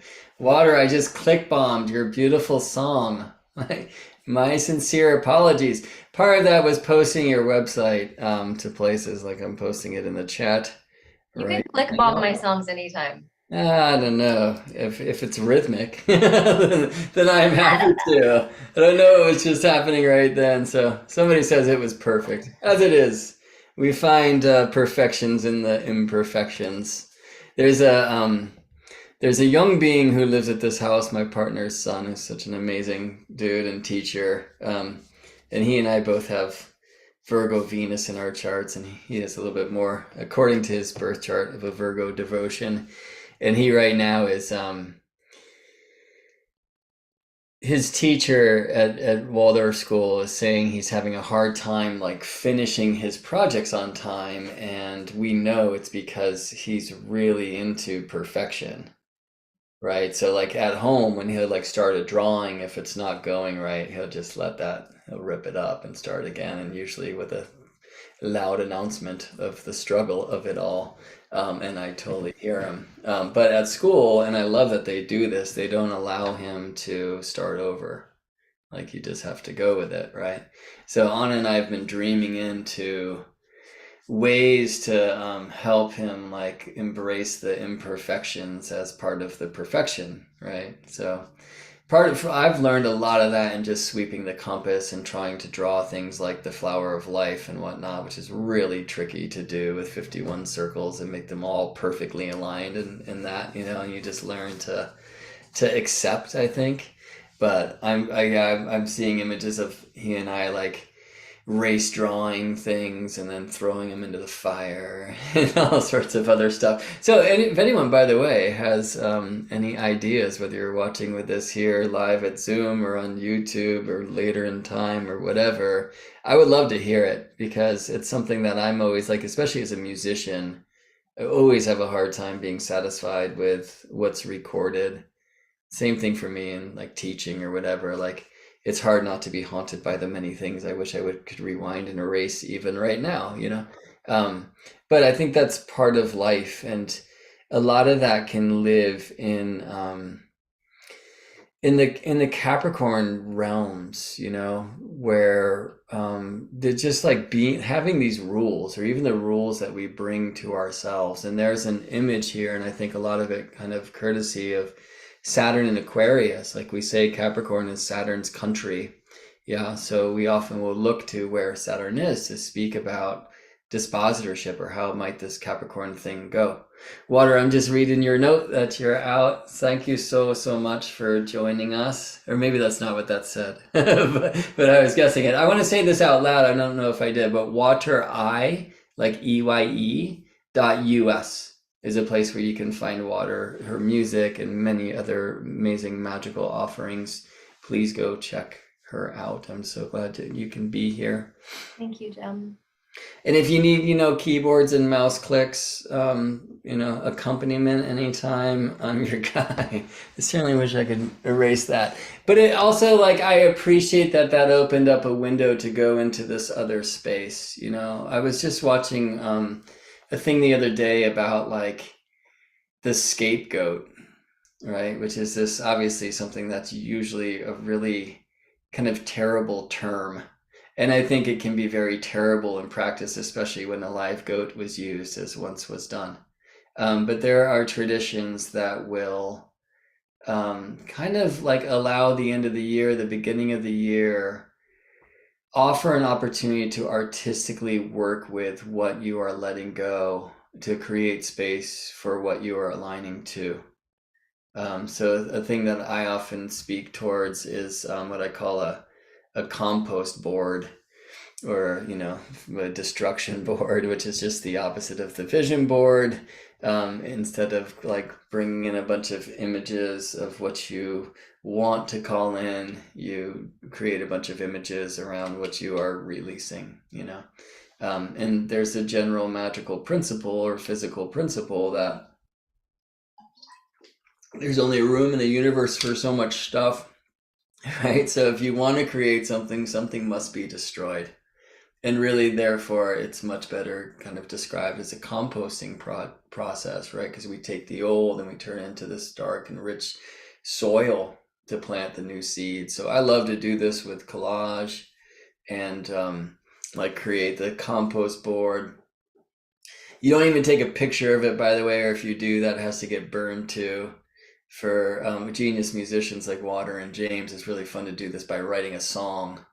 but then you'll kind of burn that song and recreate it, right? So sing a song about the worst things that you're like now releasing, and then maybe the chords get altered and changed around, and maybe you can even take the lyrics and like move them around so it says something that you want it to say, right? Like there's so many creative ways we can do this, but the power of collage is it's like, it's really brilliant and beautiful. I know many of you have experienced that, right? So the idea with the compost board is you like create something of that which you are releasing. You can write on there or whatever, and then at the right time, and well, there's many right times coming up, so I'll just let you follow your guidance if you want to do this. I will say I often like to burn by day and use a magnifying glass in the rays of the sun to bring the flames. And then I'm like working with my shadow always too, which I think is really cool because your back will be to the sun and there's your shadow. I love to do this 4-element style. So as you're creating a board, like that's earth. And then the air is kind of getting outside and speaking to the guides and guidesses and telling the tales of what this thing is and what you're releasing, and then maybe the specific traumas or events that are tied to different things, you know. And you go somewhere where you can be alone, because it's so much better if the air is like spoken loudly rather than whispered, right? And then the fire, like let it burn. And if you're out in nature burning shit, do it by water. Okay, so like the holy water will be your tears if they choose to come, and they probably will if you're going deep here, okay? But then be near the ocean or the lake or the stream or whatever it is. If you're inside, it can be fun to throw it in the toilet and flush it. But like bring in the water so you have that full elemental thing. And then, however, I would say save some of the ashes. So there's a thing I love to say, which is burn it and earn it. And I mean like you are an urn. So put the ashes from this process into like a sacred container, and then grieve them like a loved dead one who's just recently passed. Because when we make space in ourselves for the new by, releasing some of these old things that we're ready to be done with, we need to be gentle in that process, because so much of what we carry, even if we might define it as negative or whatever, like it's how we know ourselves, it's how we identify ourselves. Like so much of what we are has been forged in the flames of our traumas and crises and, mistakes, as you could call them, whatever, right? So being gentle in this process, that's part of the earning. Like if you can take this and just kind of grieve it, Saturday is a really good day for this, and just kind of sit with the ashes and remember this process and remember what you're doing and like love it and love yourself through it. Then you charge those ashes to be quite magical, and they can go into the glue of a vision board, or of the paint, some canvas, or into the soil for a tree you plant, or whatever you're doing to like use those to now be at the seed of a creation. So the scapegoat process is kind of like this, there's some cultures who like will create a giant like devil statue and let it burn at this time of the year, or at other times of the year. Like I've seen that at Easter often. Some people call it like the Judas. There's old scapegoat traditions where sadly a live goat or perhaps a person would be used. We don't want to do that. We want to burn that and make space for something new. But to do this artistically and brilliantly, I think it's a really wonderful way to kind of turn the old and make space for the new. So there's that for you if you'd like. And I also just appreciate my mistake of typing while Water was speaking with my mic on, and that bringing me into Koa's field. I hope he doesn't mind his name mentioned in this place, and just looking for space to kind of process the potential pitfalls of when we fall into too much order. So I also very much appreciate that this solstice, last solstice, right, Capricorn ingress of the sun, have kind of looked to this Aquarius Saturn for some of the rules. This is our last time with Saturn in the sign of tropical Aquarius. This is our last solstice there, because one of the great events of 2023 is Saturn's ingress Pisces. I think one of the things there is we want to be more grounded with our imagination. I think it will offer us perhaps an opportunity to look into the structures of the dream, if that's even a thing. And I actually think working on dream technique and vision technique, right? So if you're not familiar with Water Eyes Genius or that of James, you probably just experienced it. One of me like literally giving water some words to bring into that song. And if you heard what James was singing before, you heard a lot of words that were just kind of coming through in the moment. It's one of the things I love about these musicians, their ability to like freestyle, right, and be in that space. And I feel like practices around that, like, okay, let's go outside, and the first three animals you see are going to be the ones that you stitch together into some kind of song or painting or something like that, you know, or whatever. I mean, you can use the technologies if you prefer and just flip through your social realms and grab a few words to create magic and music and art out of, right? Or make up like some games for yourself like this. In astrology, there's many different games we can play. Like I love to play games with the astro dice, for example, that will help us in a sense, like start to understand more of the shape of the shapeless, right? Or like the measurable of the immeasurable and other contradictions, which Saturn and Pisces itself might feel like, right? Because we're talking about like a planet who speaks for the boundaries, moving through a sign, which is very much about boundarylessness. Saturn also speaks for time, as does Capricorn, and I'm realizing that we're almost a couple hours in here. We still have a 7-minute song to hear from Eric, and I'd love to hear from James again. James, I'm going to actually share the production notes that I sent Eric's way for this Capricorn New Moon. It will actually include some notes and things, but I'm going to actually maybe just ask you to create a song inspired by the same notes and such, but play in whatever key you want, because this is going to be in G flat. I don't know how G flat feels for you. And if you go magical capo, then it gets even more challenging. So I'll leave it up to you. Like if you want to play according to the notes on the screen, and I could leave it up on the screen too, you are welcome to. But also if you just want to take the spirit of this thing and bring it wherever you'd like, please do. All right. So, and part of this is like, so that we're not here forever, because every chart is endless and I could talk about them forever. I want to first get rid of this circly thing and then go here again to the School of Earthstrology, and we'll bring our awareness to this Capricorn New Moon. So as I said before, like I've kind of translated many, I mean, hundreds of charts now into like Astro Harmony using this very simple system that I'll show you. And I'd send them over to my dear friend Eric Joyce, who's just a master pianist. Or in this case, we'll also send it to James O'Keefe and see what comes out in like real time.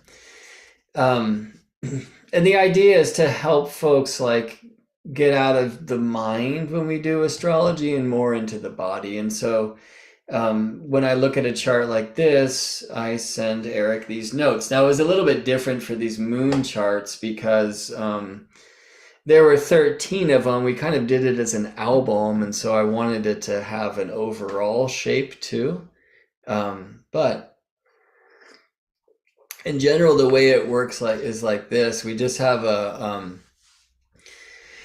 12 half-step musical octave in Western harmony, and 12 signs in the zodiac. And so I align a sign for each of the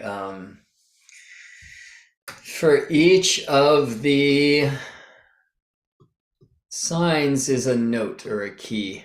I'm just going to turn this thing 15 degrees so it lines up. Now we get to see some live presentation building too, and Song of the Soul that way, which is a little bit right. Okay, so in our system, we use what's called the chromatic system, which is just very simple. I align Aries and A. Some of the traditions, like the Golden Dawn tradition, from which this Rider-Waite deck and many of the old Hermetic astrology decks come forth, um, aligns Aries with the note C, and it works chromatically. But for me, Aries needs some sharps, and I like C as in Cancer as the sign with no flats and no sharps. In some regards, it doesn't entirely matter because harmony, like aspects, are relative. Like you can have a square between Aries and Cancer that's just as tense as a square between Taurus and Leo, for example.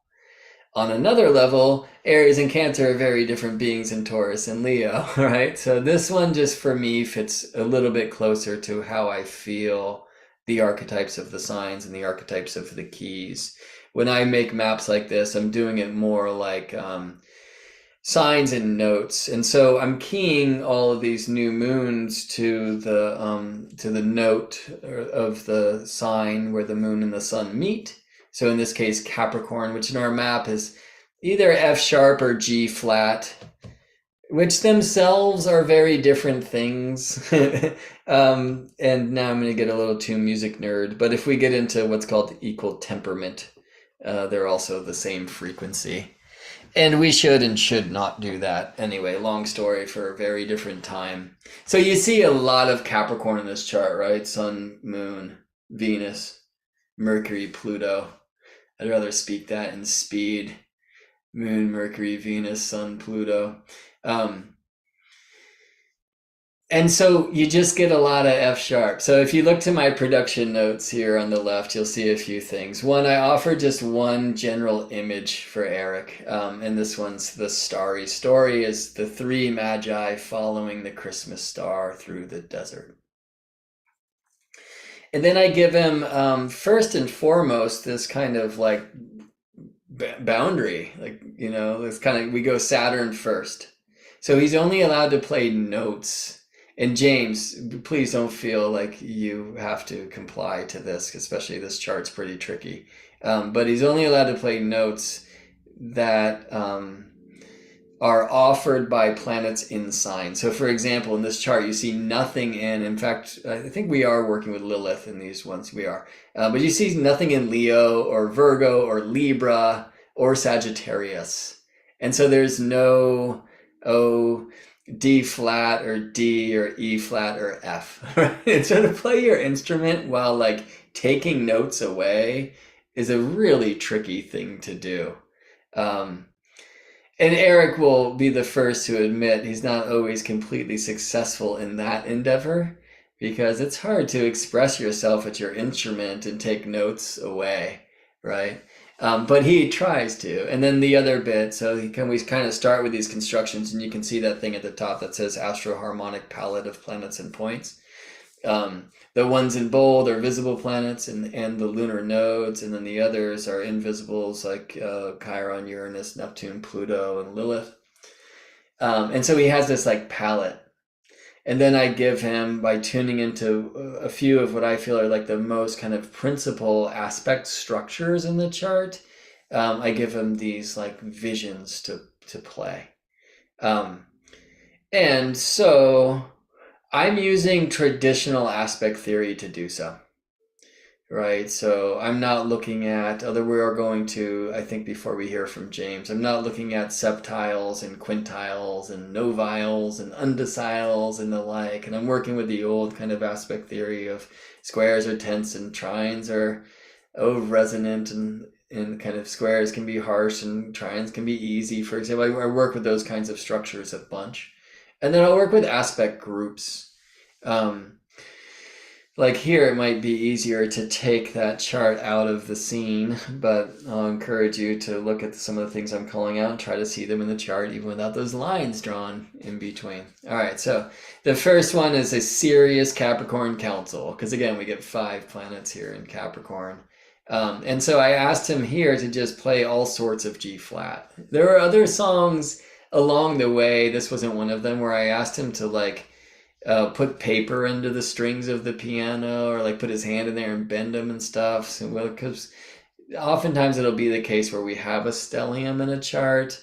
And in this simple system where a sign equals a note, and I'm not doing anything specifically for each of the planets, you just get a lot of, in this case, F sharp or G flat, because Capricorn. So, I just asked Eric to play a lot and to play in octaves, because I feel like Pluto is like a very lower octave, and kind of the mercurial realm maybe much higher.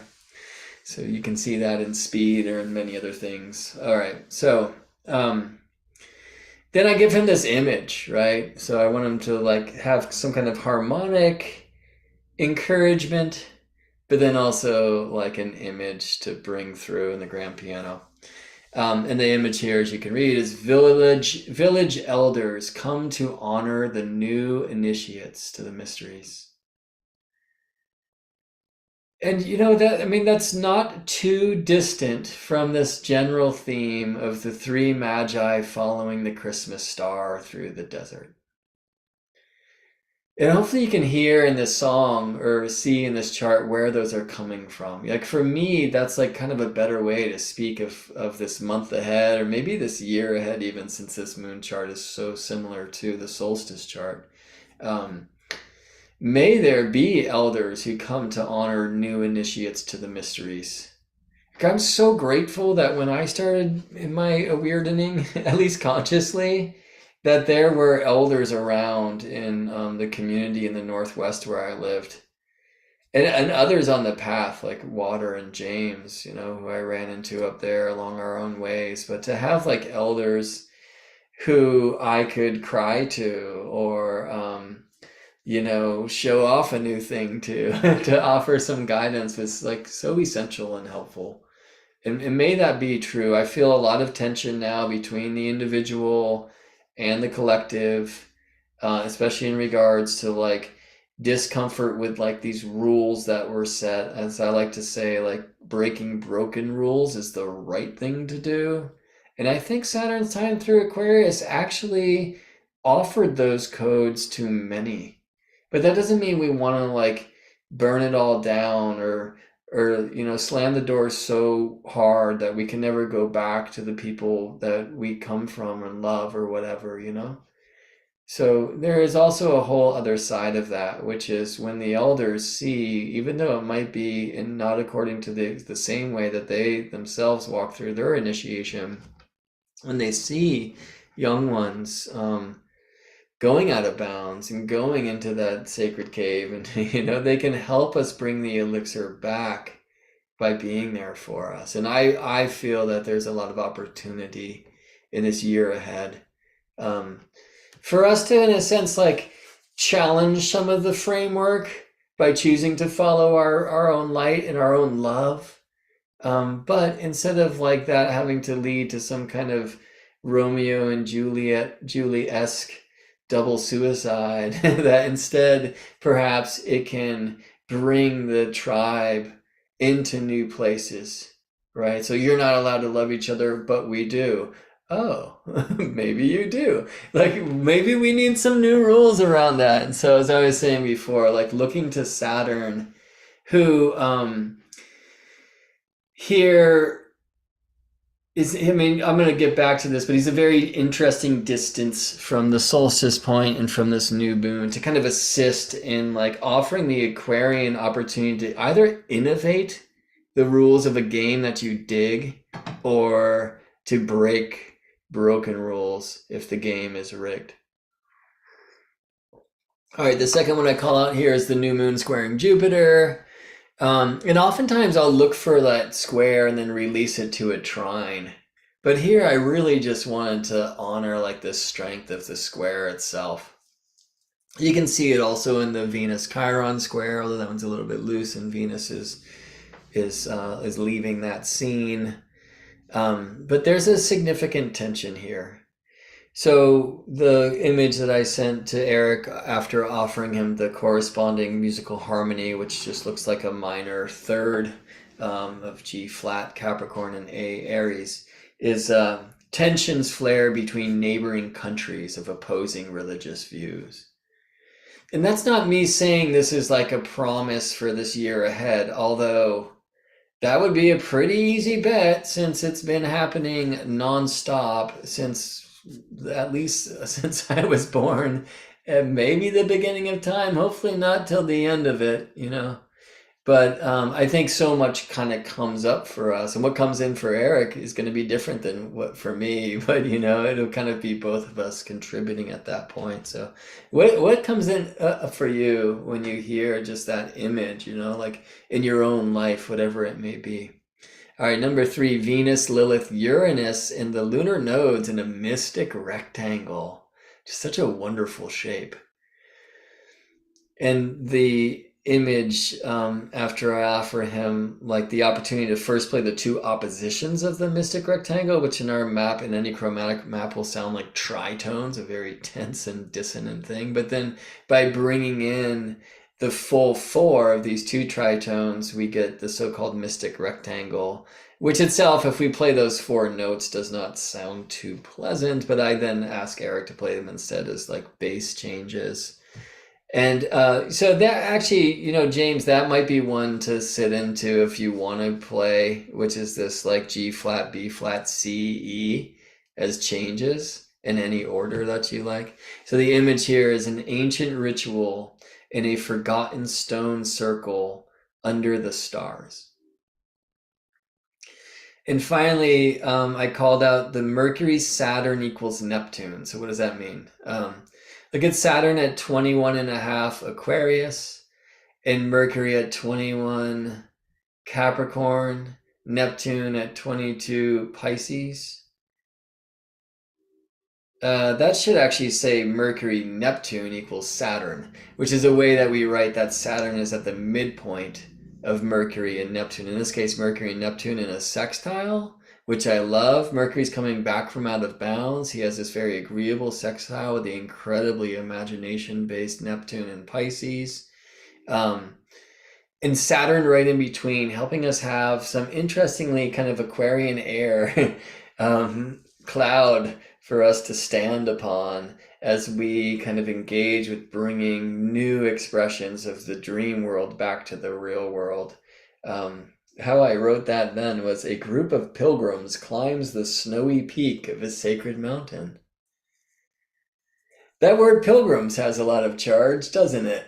Right? And hopefully you can see that I'm not talking about people on the Mayflower when I use that word here. But I did use that word quite intentionally at the time. The notes of some significant shifts during the lunation, like Mercury stationing retrograde, and Venus ingressing Aquarius, and Mars station direct, and Lilith moving into Leo and whatnot. Those, in a sense, were more for me as I'm like dreaming into, hopefully, a Moon Song album with Eric for next year. But let's hear it live now. James, I just want to bring in a few other images. And you can do with them what you'd like. And I'm happy to put any of this on the screen or take it away when you want to go. I just clicked too many times. Anyway, now you can see the inner sphere of this chart. It just got like really squirrely. And that's because I brought in the so-called minor aspects. And let me just call out a few of them in particular. So Jupiter is actually pretty close to the Venus-Mars midpoint here. Venus and Mars, who generally these signs of Capricorn and Gemini are quincunx. That's said to be a blind spot. They can't see one another. Like Gemini is the 6th of Capricorn, and Capricorn is the 8th of Gemini. But the quincunx specifically is 150 degrees. And so from 16 to 10, it's more like 150 minus 6, which is 144, which is 2/5 of a circle. So you divide a circle of 360 by 5, you get 72 degrees. That's called the quintile. And 2 of those is called the biquintile, which is this little Q2 pointing here. It's a really strong one.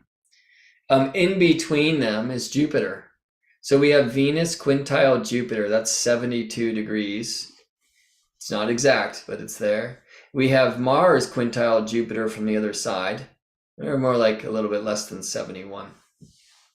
So Jupiter is at the midpoint of this Venus-Mars biquintile structure. The quintile thing, which creates a pentacle in the chart, Many because of the experience here on Earth of Venus and Sun drawing a pentacle in our zodiac, reference Venus in the Venusian when we see these quintile forms in the chart. There's many other reasons for that, like in the Pythagorean system, 5 is the number of love.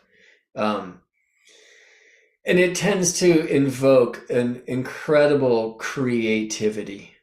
It's not limited there, by the way. This is Mercury, who's in a quintile with the south node of the moon. This is a tridecile, which is a quintile and a half. And I could go on and on and on. But most importantly, there's a lot of creativity and art here. And when we combine like the creativity of Venus and Capricorn, which in one way that's like, yeah, I see like repurposed arts, you know, finding a beautiful piece of driftwood and making it into a tea-boat, which my dear friend Omar did for me at one point. So it's on my shelf over here. That Jupiter and Aries right there, it's like a new expanded opportunity to bring your own unique spirit and self into the mix, all right? And the Mars retrograde in Gemini, that for me, it's like go investigate old ways of thinking and expressing, maybe even something you started and left behind as an interest or whatever, that all wants to combine here into like a new form and a new expression, very artistically.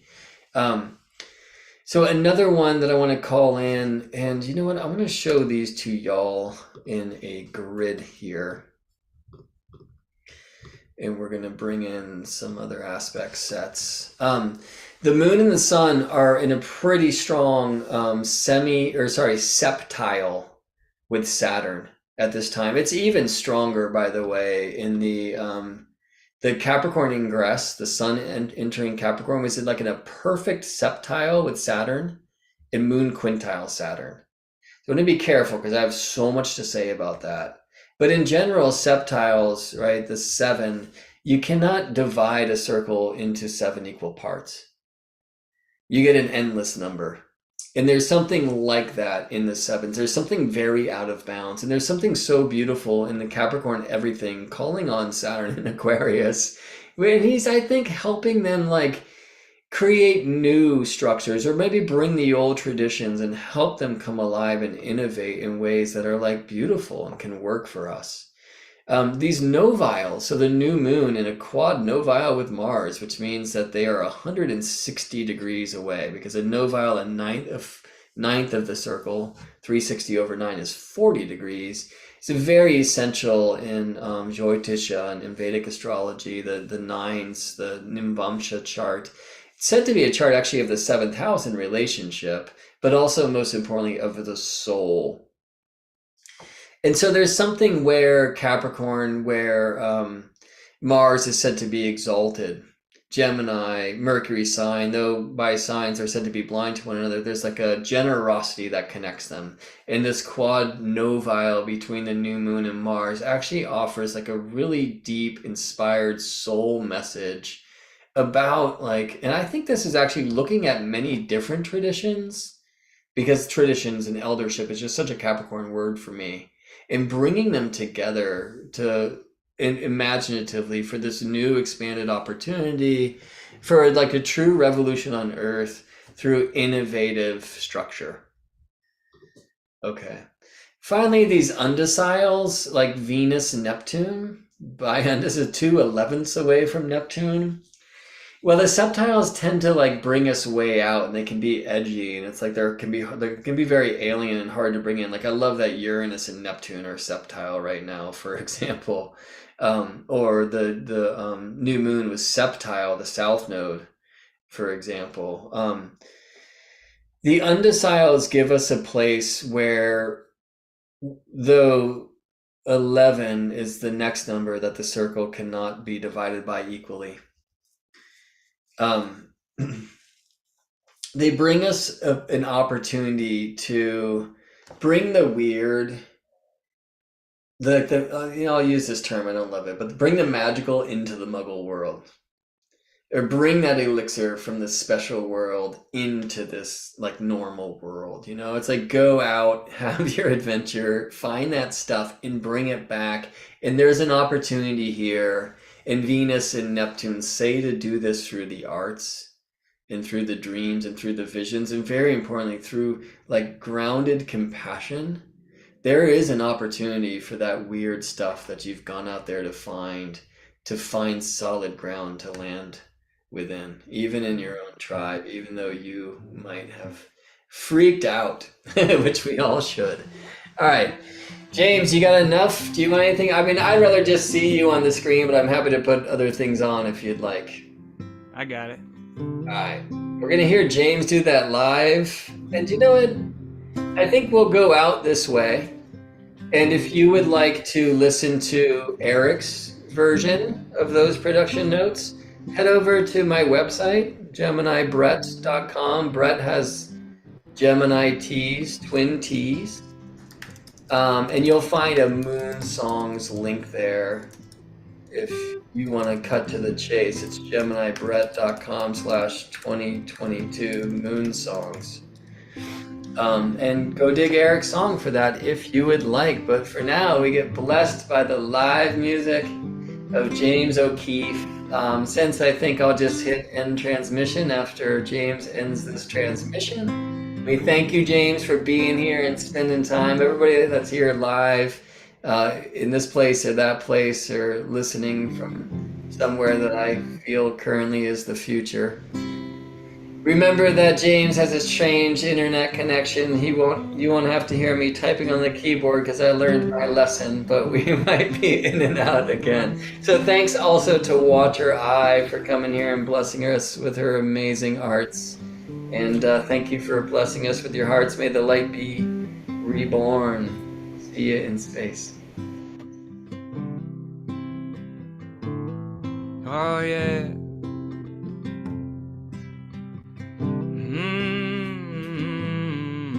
Oh yeah.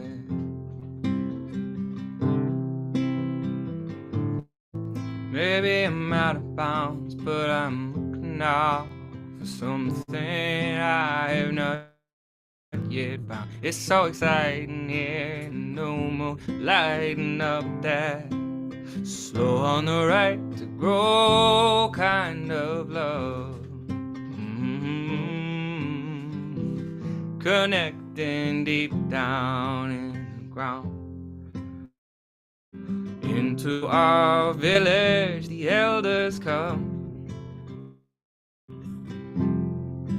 and we so excited of their mystic ways.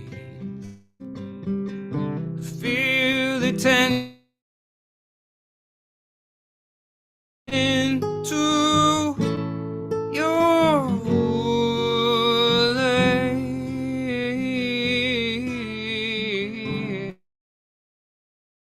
Lady of the Lake, teaching us both obstacles,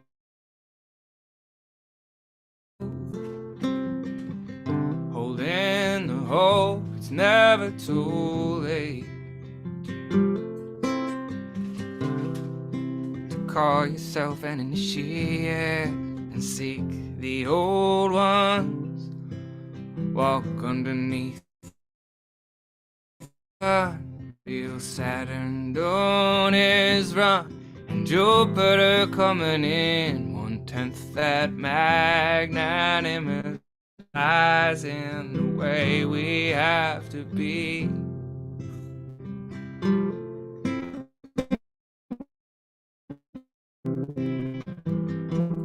Tensions in between two countries, holding a different crystal open that their God had bigger missile. Oh my God, as if we could only see down in our roots as we reach through the earth. I'm the same as you, and hands in the sky, stars at night. All the religions are just aspects in a ceremonial fight. Yeah, yeah, yeah, in the stone circle. Yeah, yeah, yeah. I'm opening my mind to robes of royal purple. Yeah, yeah, yeah. Spinning round in the stone circle. Yeah, yeah, yeah. I'm spinning round in my royal rose of purple in the stone circle. Yeah, yeah, yeah, yeah. In an ancient ritual we weave dreams from underneath that world that sings at night. We dreams into the moon, children with their birthright. We as pilgrims up that snowy peak we climb, and reach down with our toes into the icy cold, putting chains upon the road so we can get a grip on where we're going. Overloaded, oh my, multi-dimensional collage. I'm burning on the solstice bright day sunshine with a magnifying glass around the corner. I'm concocting glow from all that self-doubt I let crumble into motivation. All that self-doubt I let be the ecosystem culmination of my deep dark compost on this solstice, seeking all elated aspects of the stars in this sky here to shine on you and I, and all that we have come to see in this world shine. All we see in this world shine. A shadow holding a flashlight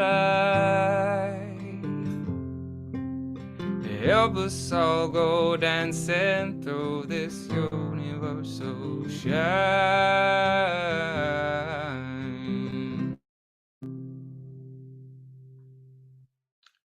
Happy new moon and solstice, everyone. So beautiful, James. Thank you. Actually, I had to say one more thing. Your connection would drop, stop. You're frozen right now, actually. And then when you come back in, you'd be in fast forward. So there's this really cool kind of experience of a preview, I think, of Saturn and Pisces, and also just in this kind of Capricorn essence with Neptune in Pisces and Saturn in Aquarius, really strongly contributing in their own unique ways. There's a time travel doesn't have to be so epic of jumping from this moment to 1,000 years in the front or back. It can just be the way that we speed up and slow down and stop and start and those kinds of things. I don't think I can bring any clear language of the birds following the signs way to bring healing to me typing during Waters Jam. but I could try. It was a polyrhythm. Right on. It does remind us to not multitask, so we can really stop and listen. And there'll be challenges of that now, right? I mean, it's hard because I'm trying to do all these things, but it would be nice to also just receive it. The other bit there is, and this is really Capricorn, it's so wonderful, and this is, the Aquarius side, it's so wonderful to be able to connect with so many of you live and from so many places. And I know a lot of people will be tuning into this in the future since we broadcast here in the middle of a work day or whatever. And that's such a treat, but it's also really nice when we can all be together on Earth in the same room. right? Like when I'm sitting at James's side and talking story and hearing him sing, I've never heard like the world freeze. Maybe I have, but you know what I'm saying? Like we should make a point of it. And I think we should be reminded of this every time that Capricorn comes around, to like express gratitude for the things that we have. I mean, just, you know, the truth that like I am in shelter and have food and have the opportunity to connect with so many amazing open-hearted beings like all of you. I'm so incredibly grateful for this, and remember to also share with those who have not at this time or going through struggle, right? But be reminded also that when sometimes the winter cave calls you into the kind of hermetic path of aloneness and going into your darkness, which is good, it's also really important to celebrate many others who are working in that way. Actually, just everyone in any phase of everything, you know.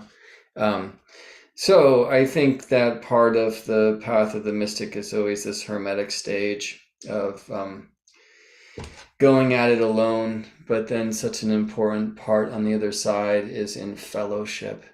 So I'm really happy to have found great fellowship with many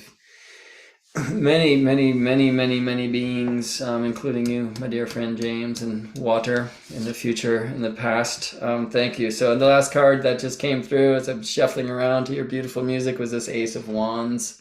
And I feel you holding that torch, brother. And may everyone choose to go forth with like a fiery wand of creation for this year and every year ahead. See you in space, friends.